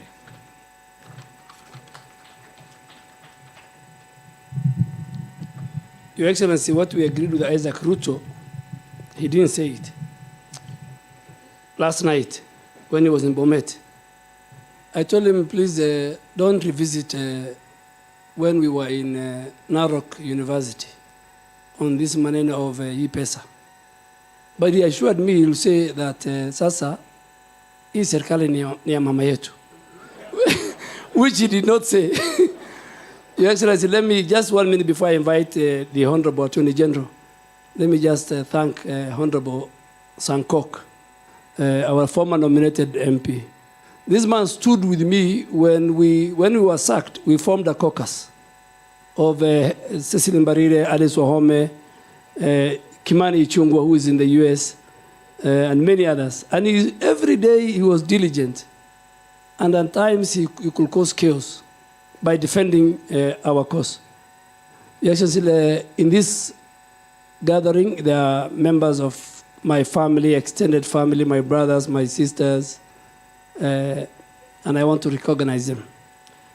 Let me now call a man who I served with for 7.5 years as my leader, as the Speaker of the National Assembly. He has some chapters, and I allow him, after he finishes, he invites the Speaker of the National Assembly, and the Speaker invites Honorable Musalia Mudavadi, and Honorable Musalia invites the Deputy President to invite you, sir.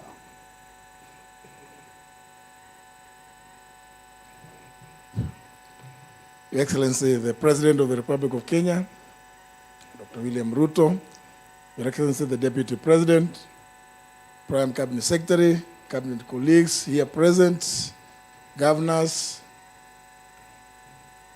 my classmate, sorry I forgot to, my classmate, the 8th, the Honorable Papa Waroma, members of Parliament present, the members of the diplomatic corps, distinguished guests, ladies and gentlemen, I'm happy to come and say a few words about for the record, because some of the things that the Honorable Duale has said, that government does not lose. I have the record.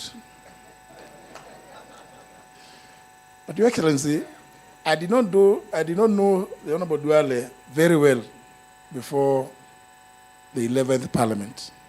But I used to see and admire some things that he used to say. And they formed some small, I think that's almost the renegade group in the 10th Parliament with my friend Isaac Ruto.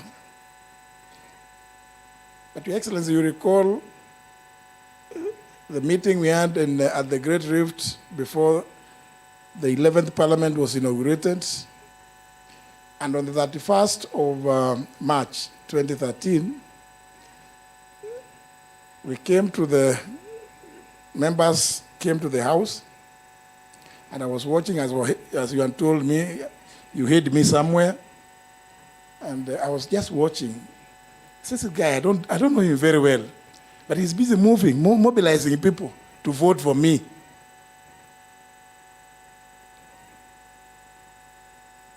It was no wonder that I got such a resounding victory. Fast forward, Your Excellency. This gentleman, the Honorable Duale, is a very unique character. I don't know how many times that Duale would visit my office. And I kept wondering, why is he coming? But it's because of some of the things in this book, because they are in the record. So even as Soipan would go and have some little trouble there, I knew that she was still very safe because she was in the safe hands of the Honorable Duale, as I was just hiding behind there. It's part of the record. The Honorable Duale is an extremely consultative person. You'd go receive whatever documentation from various cabinet secretaries, and you'd come, we sit. I tell him, but at the end of the day, even if we discuss these things, it is your business, it's your responsibility to push through. I said, but I needed you to know.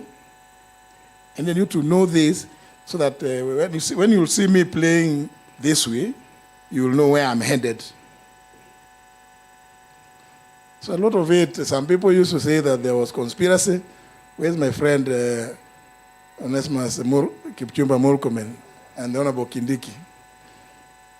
Even as you complained that, and the Honorable Wetangula, even as you complained that the Honorable Duale was the enemy of devolution, I'm aware that you used to say those are two very bad people. You see, there was a very bad combination in the National Assembly of the Speaker and the Leader of Majority. And because the Honorable Wetangula is an old friend, a classmate, sometimes you'd come to my office and then you'd meet the Honorable Duale walking out. I say, what have you been planning? I hope it has not found some space in the book. I haven't read the book, but I can assure you, I promise, I must read. And because mine is not too far away, it's not too far away, I have actually, from the day I saw this, I felt extremely challenged. I said, what am I doing? And then I started thinking, looking backwards, I wanted to blame His Excellency the President because he put me somewhere where I'm reading other things now. It's become very difficult to read consistently the other things which I'm supposed to. But I can assure you, Your Excellency, I'm going to finish. I'm still going to finish. But I must congratulate my brother, the Honorable Aden Duale, who I find very difficult even today to, even if when he calls me, the first thing is, leader, where are you? Because I got so used for 10 years. And he mentioned it. Honorable Maridas alluded to it. When I got to know about the evil machinations, and I knew there's something, I started fighting some interesting battles. And when I came to the office, I told the leader, where are you? You know there's this happening. What are we going to do? He told me, you know what? Me, I'm not going to say anything, but I will not let any business fall because of what they are planning against me. That level of commitment and level of loyalty is one that I found quite unmatched. Quite unmatched. Pongezi ndugu yangu. You know, it was tough. And the next person I told was the Honorable Mbarire that, you know, I'm trying to put up a case, and but I've been dismissed. That I am, I'm looking back to the village. I say, but it's not the village. Duale is not from my village, so I'm not fighting. Why would you want to harass these people? And I said, Your Excellency, and it is important. Now that I'm in the executive, Your Excellency, I think it is absurd that those of us in the executive can imagine that we can begin running the legislature where there is a speaker, there's leaders of majority and minority, the whips, without consulting them at all. That Your Excellency will come and start saying, this Osoro is doing nothing. And we start, machinations of kicking him out. Surely, Your Excellency, since we all belong, in the event that any of our members is not delivering, I think it's only fair, and I know you're also extremely consultative, it's only fair that we call them, we talk to them. What is the problem? How is it? Can we do it differently? Can we talk to the speaker? Because what I found was an extremely dishonest program. You know, Your Excellency, let me not go there, because I think it's on record. So I want to congratulate my brother and urge those of us, like Professor has not said anything about writing, but I know he has written a number of treatises. He's almost ready. Okay, he is my tenant, Your Excellency, in the village. So I'm happy that my tenant is also ready to call us here to witness the launch of his. Thank you very much, Honorable Duale. I really appreciate this, and I can assure you, hii nitasoma na siku kidogo sana, as I plan some few tricks, which I will not say here because I don't want to be given some extra work. Having said that, it is now my pleasure to invite my friend, I don't want to say anything beyond that, my successor, the Honorable Moses Masika Wetangula, a.k.a. Papa wa Roma, to come and make his remarks.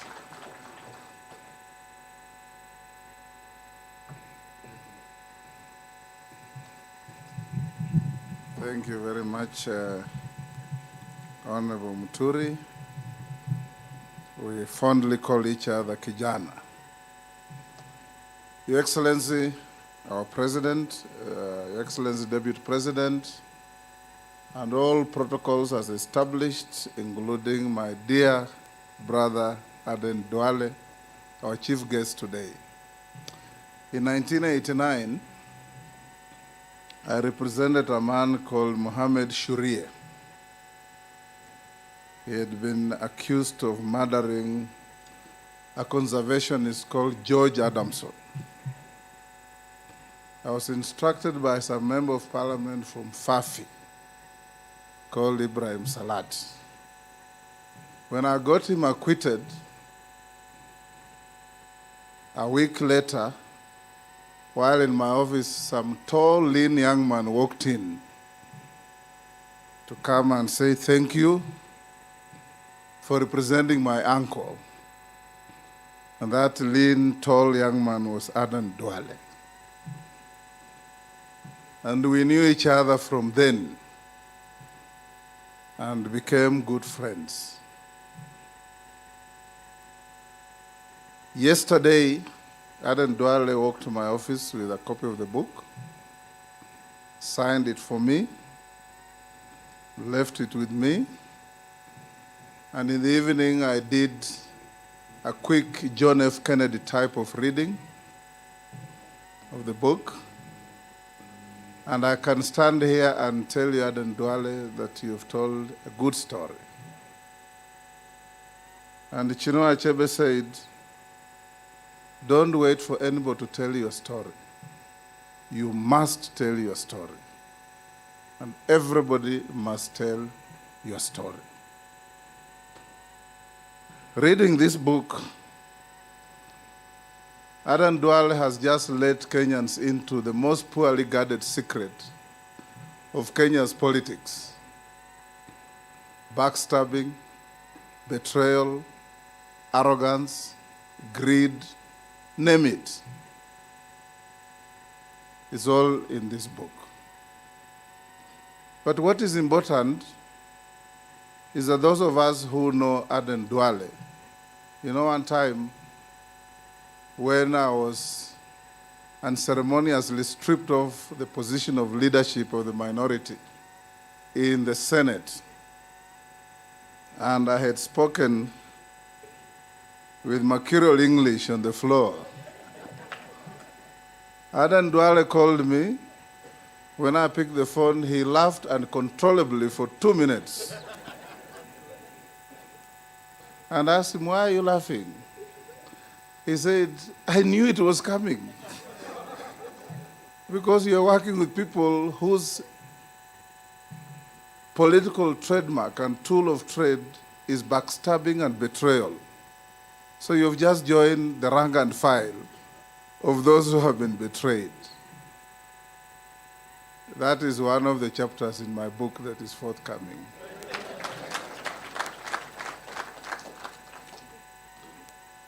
Aden Duale is an embodiment of an honest man. Honest to a level where Malcolm X would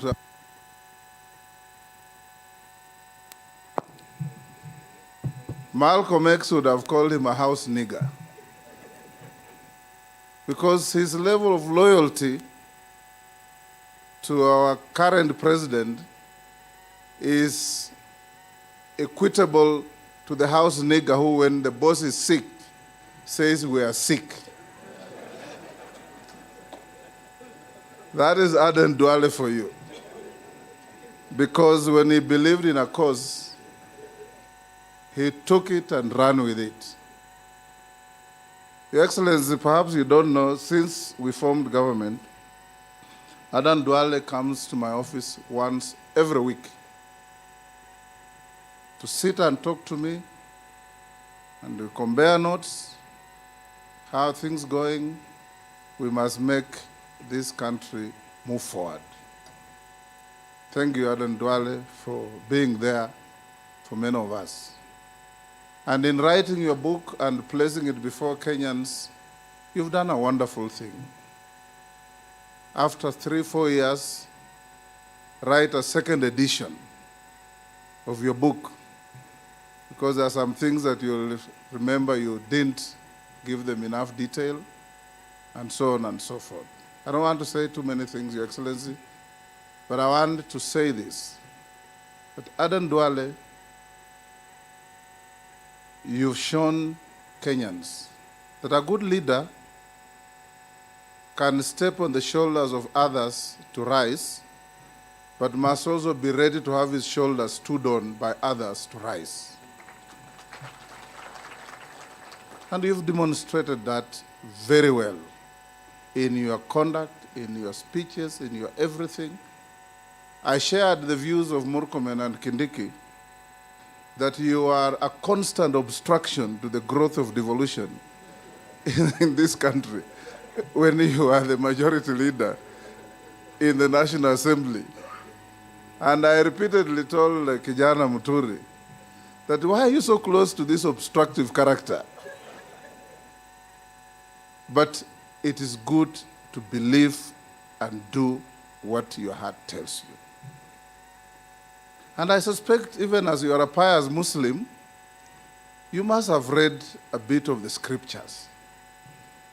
Because in the Bible, a man called Judas Iscariot, after betraying Jesus, was so troubled by his troubled conscience that whatever you do, wherever you go, you'll always be looking over your shoulder to see if there are some imaginary enemies following you.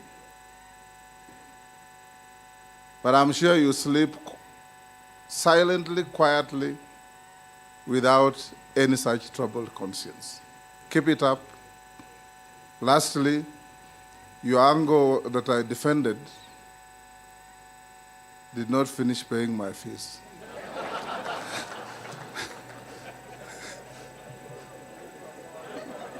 Now that you have tremendous income coming through the sale of your book, you may have to visit me for us to look at. Kwa kuweka rekodi ya ziara yako katika msitu wa siasa. Kwa hiyo tunasema pongezi kabisa kwa sababu umetupatia rekodi hiyo, na ni vizuri wenzetu pia watupatie rekodi yao tukienda mbele. But now let me just point out one or two things. And you have the capacity to endure and to go through challenges without falling apart.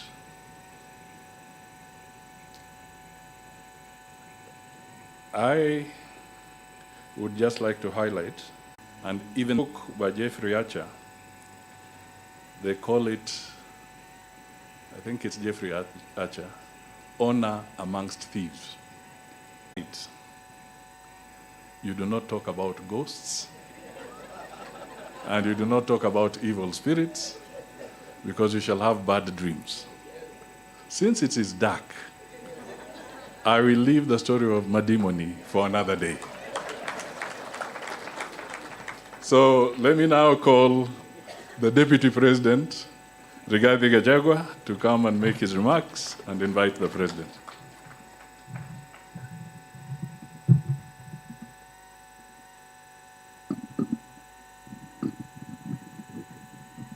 Kiongozi wetu, Your Excellency President William Ruto, the Prime Cabinet Secretary, the man of the moment, the Honorable Aden Duale, and all the good people gathered here this evening. Good evening. Your Excellency, today we have left it to Duale to be the truthful person. And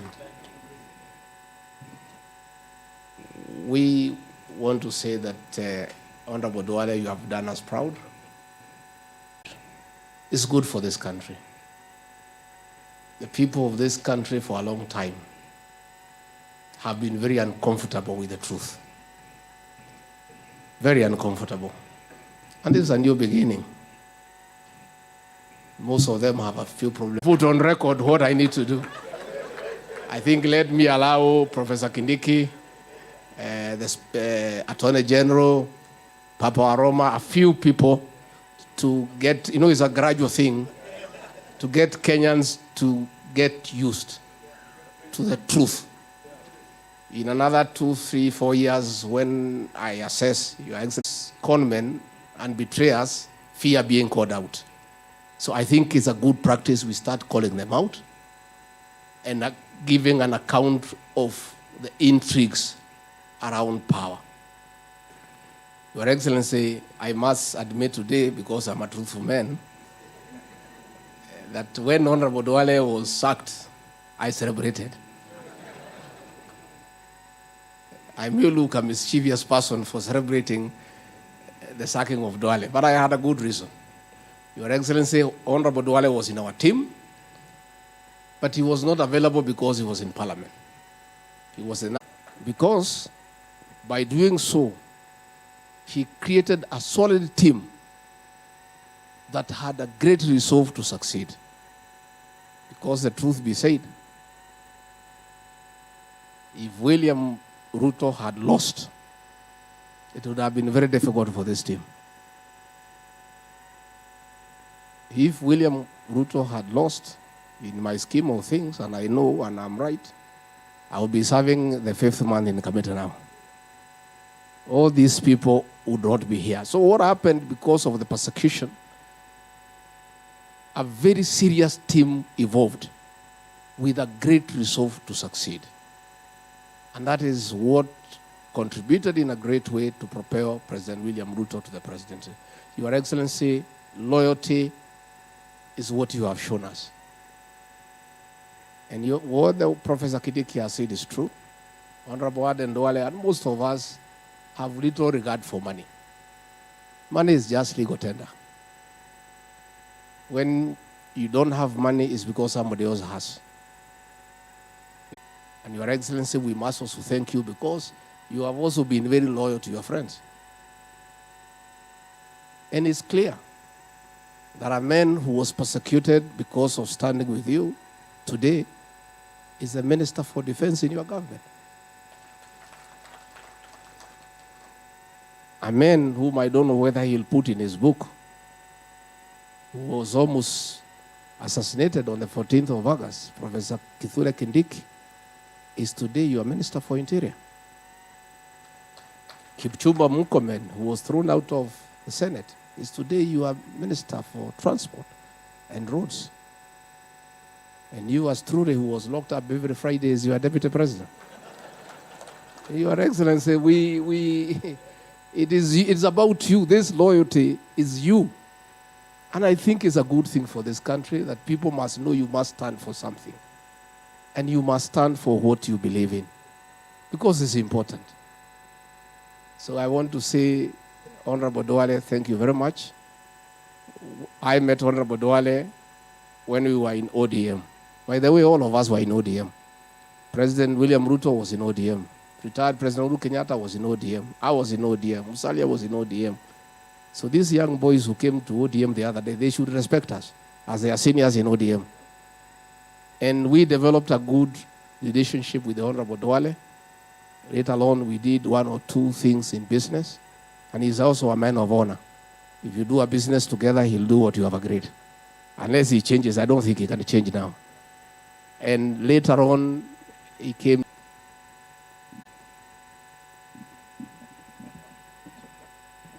Thank you very much, Asante sana. Tafadhali, let us take our seats. Thank you very much.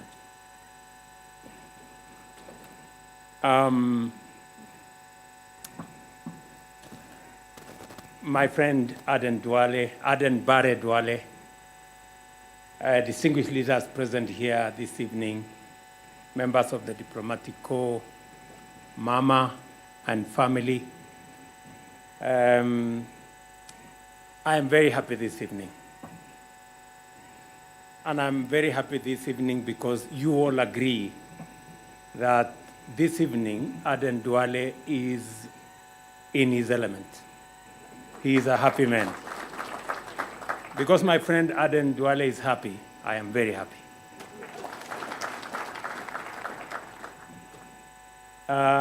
He has said many things. I just want to underscore that it is true I have been to Aden Duale's house countless times. And it is true what he said, that all the time whenever we are in his place, we are served tea and food. He only did not say that it's normally not done by him. It is done by this great lady, gracious lady. Thank you very much, Mama, for standing by my friend Aden Duale. I know you have been a pillar. You've always been there for us during the highs and the lows. And I am very happy that today you're here again to celebrate this moment with my friend. I know a very strong case has been made for us to do what we should do. But listening to, reading the book by Duale, and I haven't quite gone into detail about that book, and what Kindiki is about to do, and what Papa Aroma is about to do, I do not know what will be left of me to write. Because these people have cannibalized my story, and it's now being in bits and pieces. But I will assess what is left of my story at an opportune moment, and then I will write the balance. Maybe it will not be on the record. Maybe this time it will be off the record, or something. But let me say the following. Aden Duale is a solid, trusted, and dependable friend and Kenyan. I have walked and worked with him for 16 years. In that 16 years, we've gone through every kind of political experience and situation imaginable. In ODM, in UDM, in Jubilee. Together we founded a political home in URP, in UDA, and finally in Kenya Kwanza. Bare is a trusted and trustworthy person and has no time and place for political betrayal, backstabbing, and the use and dump philosophy perfected by many. I don't want to say who. When I found out Duale was writing a book, I was not surprised. In the years I have known Aden Duale, candor has been his most consistent quality. But candor is not enough if one does not have a story to tell and a message to deliver. The value of this book is that it tells a complete story. Often most people have a version of events and therefore fail to grasp the full import of certain actions and words, especially those of men and women in public life and political office. Honorable Duale has provided unprecedented access to 2 decades worth of political action, conversation, and events. From the 2005 referendum to the enactment of the 2010 Constitution, from the debacle that was the ICC cases to the 2013 elections, the creation and the rise of Jubilee, then the fall of and destruction of Jubilee, and the eventual victory of the Hustler Nation. This book tells the story of the biggest political events of Kenya's recent history in great detail, flavored with the unreserved frankness of Aden Duale. But this is not just a book about politics and politicians. It's the story of a man and his life in public service, a story that is forged in the heat of Garissa town and a deep lifelong faith in Kenya and Allah. It is a story that is made possible by hard work and the desire to make a difference for your people and also for your country. In one of the most profound chapters of the book, Honorable Duale discusses the intricate balance of playing a key role in the war on terror as a Muslim and the brave decisions he took to ensure that an entire religion did not pay the price for the actions of individuals. A stand that could have cost him everything, but he took it anyway. This book is a man bearing his soul out for all of us to read so that we can understand how far he has journeyed in his experience of this country as a citizen and a public servant. It is a reflection on family, on faith, on leadership, and on the Republic of Kenya. One of the things I admire most about Honorable Aden Duale is his dedication to the people of Dujis and Garissa town, where he represented in parliament and who he has advocated for in his entire time in government. In this book, his frustration at the lack of development in Kenya's north and his zeal and efforts to change the situation is clear for all of us to see. Perhaps because we are friends, perhaps because we are comrades. When I read this book, I get the sense that he has not written this book for entertainment. I get the sense that he is telling his story to enrich the history and record of those events. But more than that, I also see an argument, a stand for the kind of leadership Kenya needs and Kenya deserves. In this story, in this book, the events he has enumerated, the intrigues, the deceit, the betrayal, gives us a glimpse of a different side of politics. That politics doesn't always have to be deceitful. It doesn't always have to be about betrayal. It doesn't always have to be brutal. Politics can be what Aden Duale and myself are today. It can speak to friendship. It can speak to loyalty.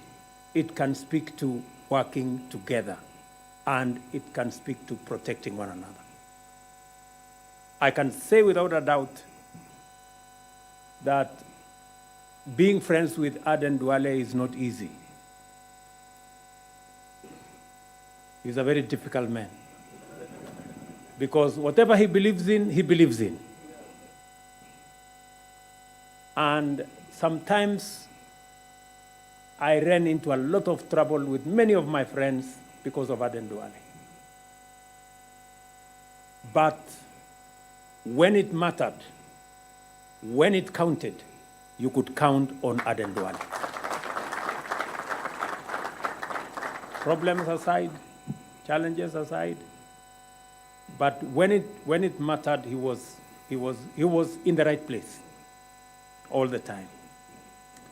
And that has also inspired me to be loyal to my friends. Because the people who stand with you when nobody wants to stand with you, you should stand with them when nobody wants to stand with them. I know many people in this journey told me, this Aden Duale is giving us problems. He has chased everybody, the people, I don't know what he has done, this. But when the chips were down, Aden Duale was there to be counted on. And that made the whole difference. I have quite a bit of a story to tell. When I read this book, I felt nostalgic that even though Aaron has thrown a few jabs on me with the veiled accusations of on many things, but that time will come, and we will put it down in paper, and I'm sure it will make some good reading. This book by Aden Duale is about partnership, and it also speaks about betrayal. It's a book about democracy. It's also a book about elections. But generally, it's a book about Kenya. And I recommend as many as can to read this book. There are lessons in this book. There are ideas also in this book.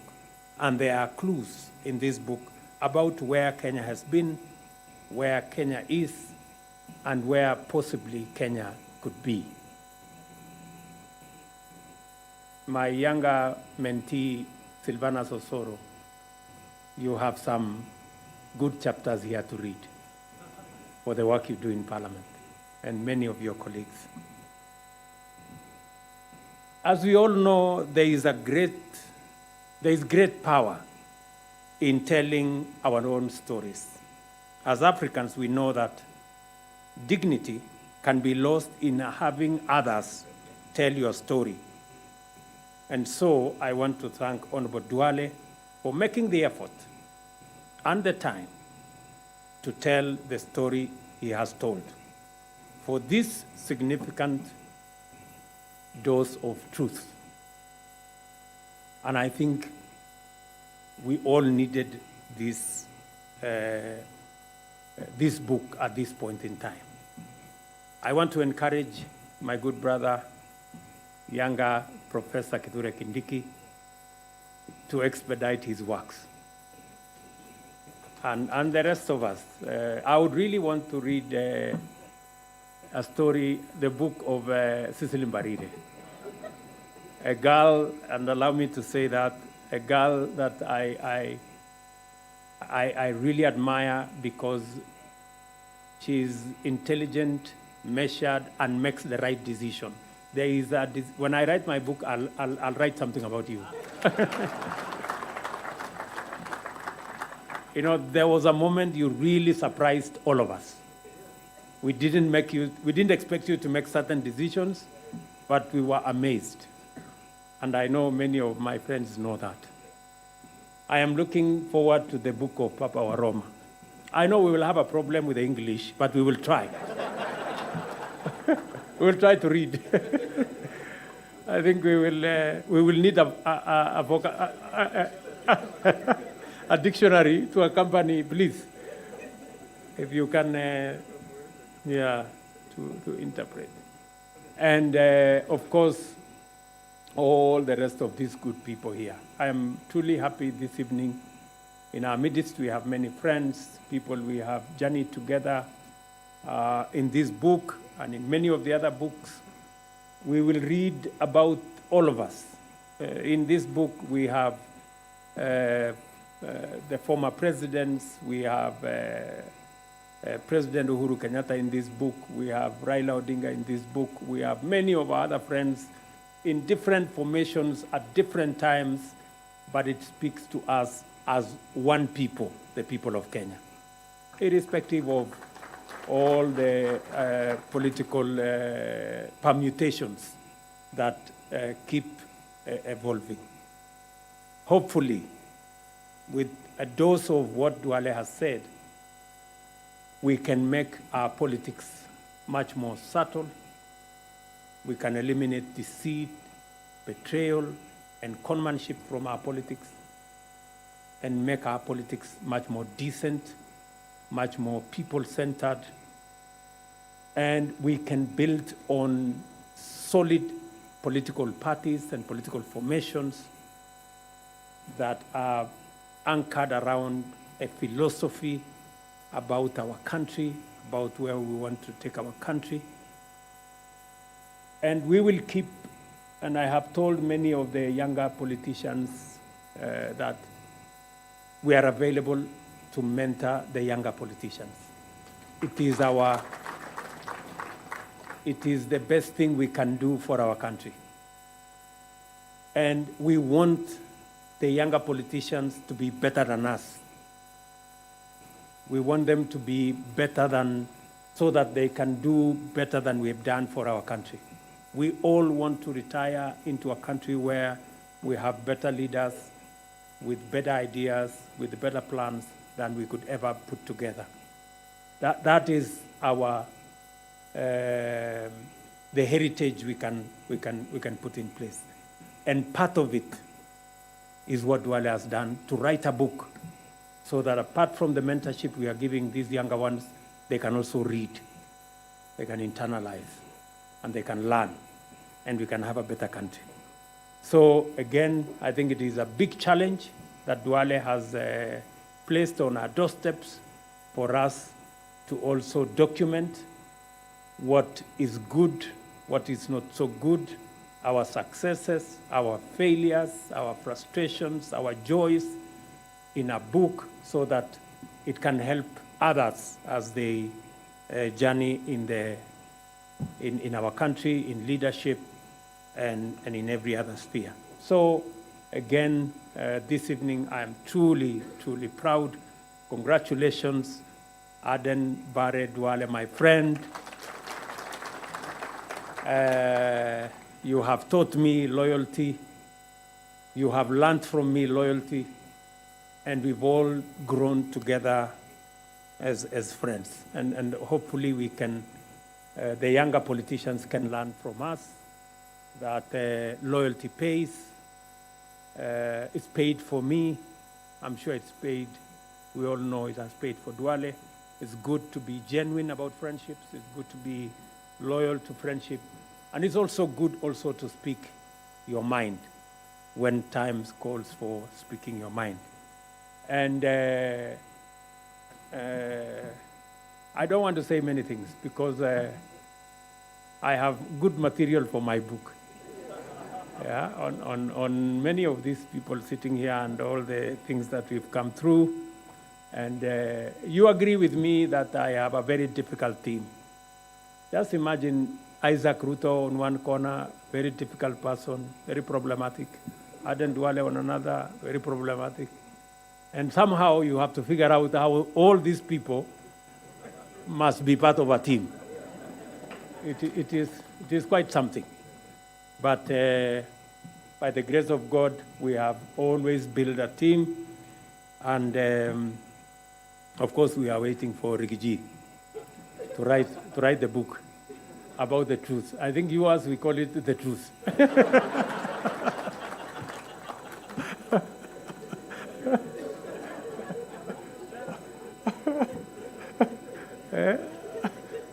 Maybe the whole truth or something.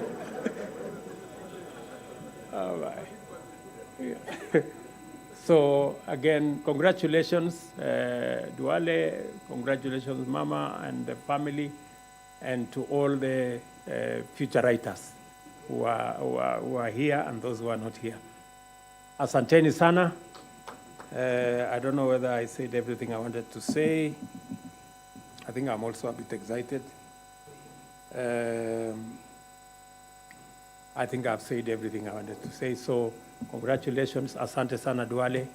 And please buy the book. I'm told already my good friend Abraham Kidure Kendiki is buying 100 books so that he can distribute them to the younger people and to many other people. So please, let us, I think it will make some very good reading. Asante Sana, God bless you. Excellency. Yes, Your Excellency, it's now time for the ribbon cutting. Yeah, chukua. Kidogo.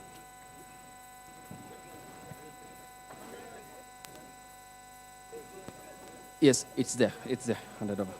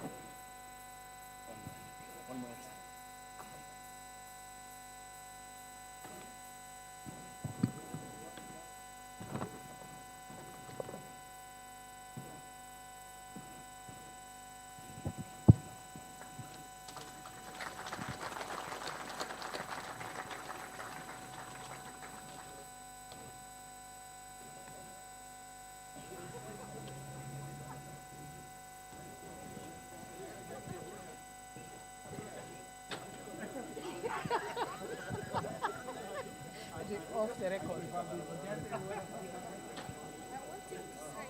Yeah, atakusaidia.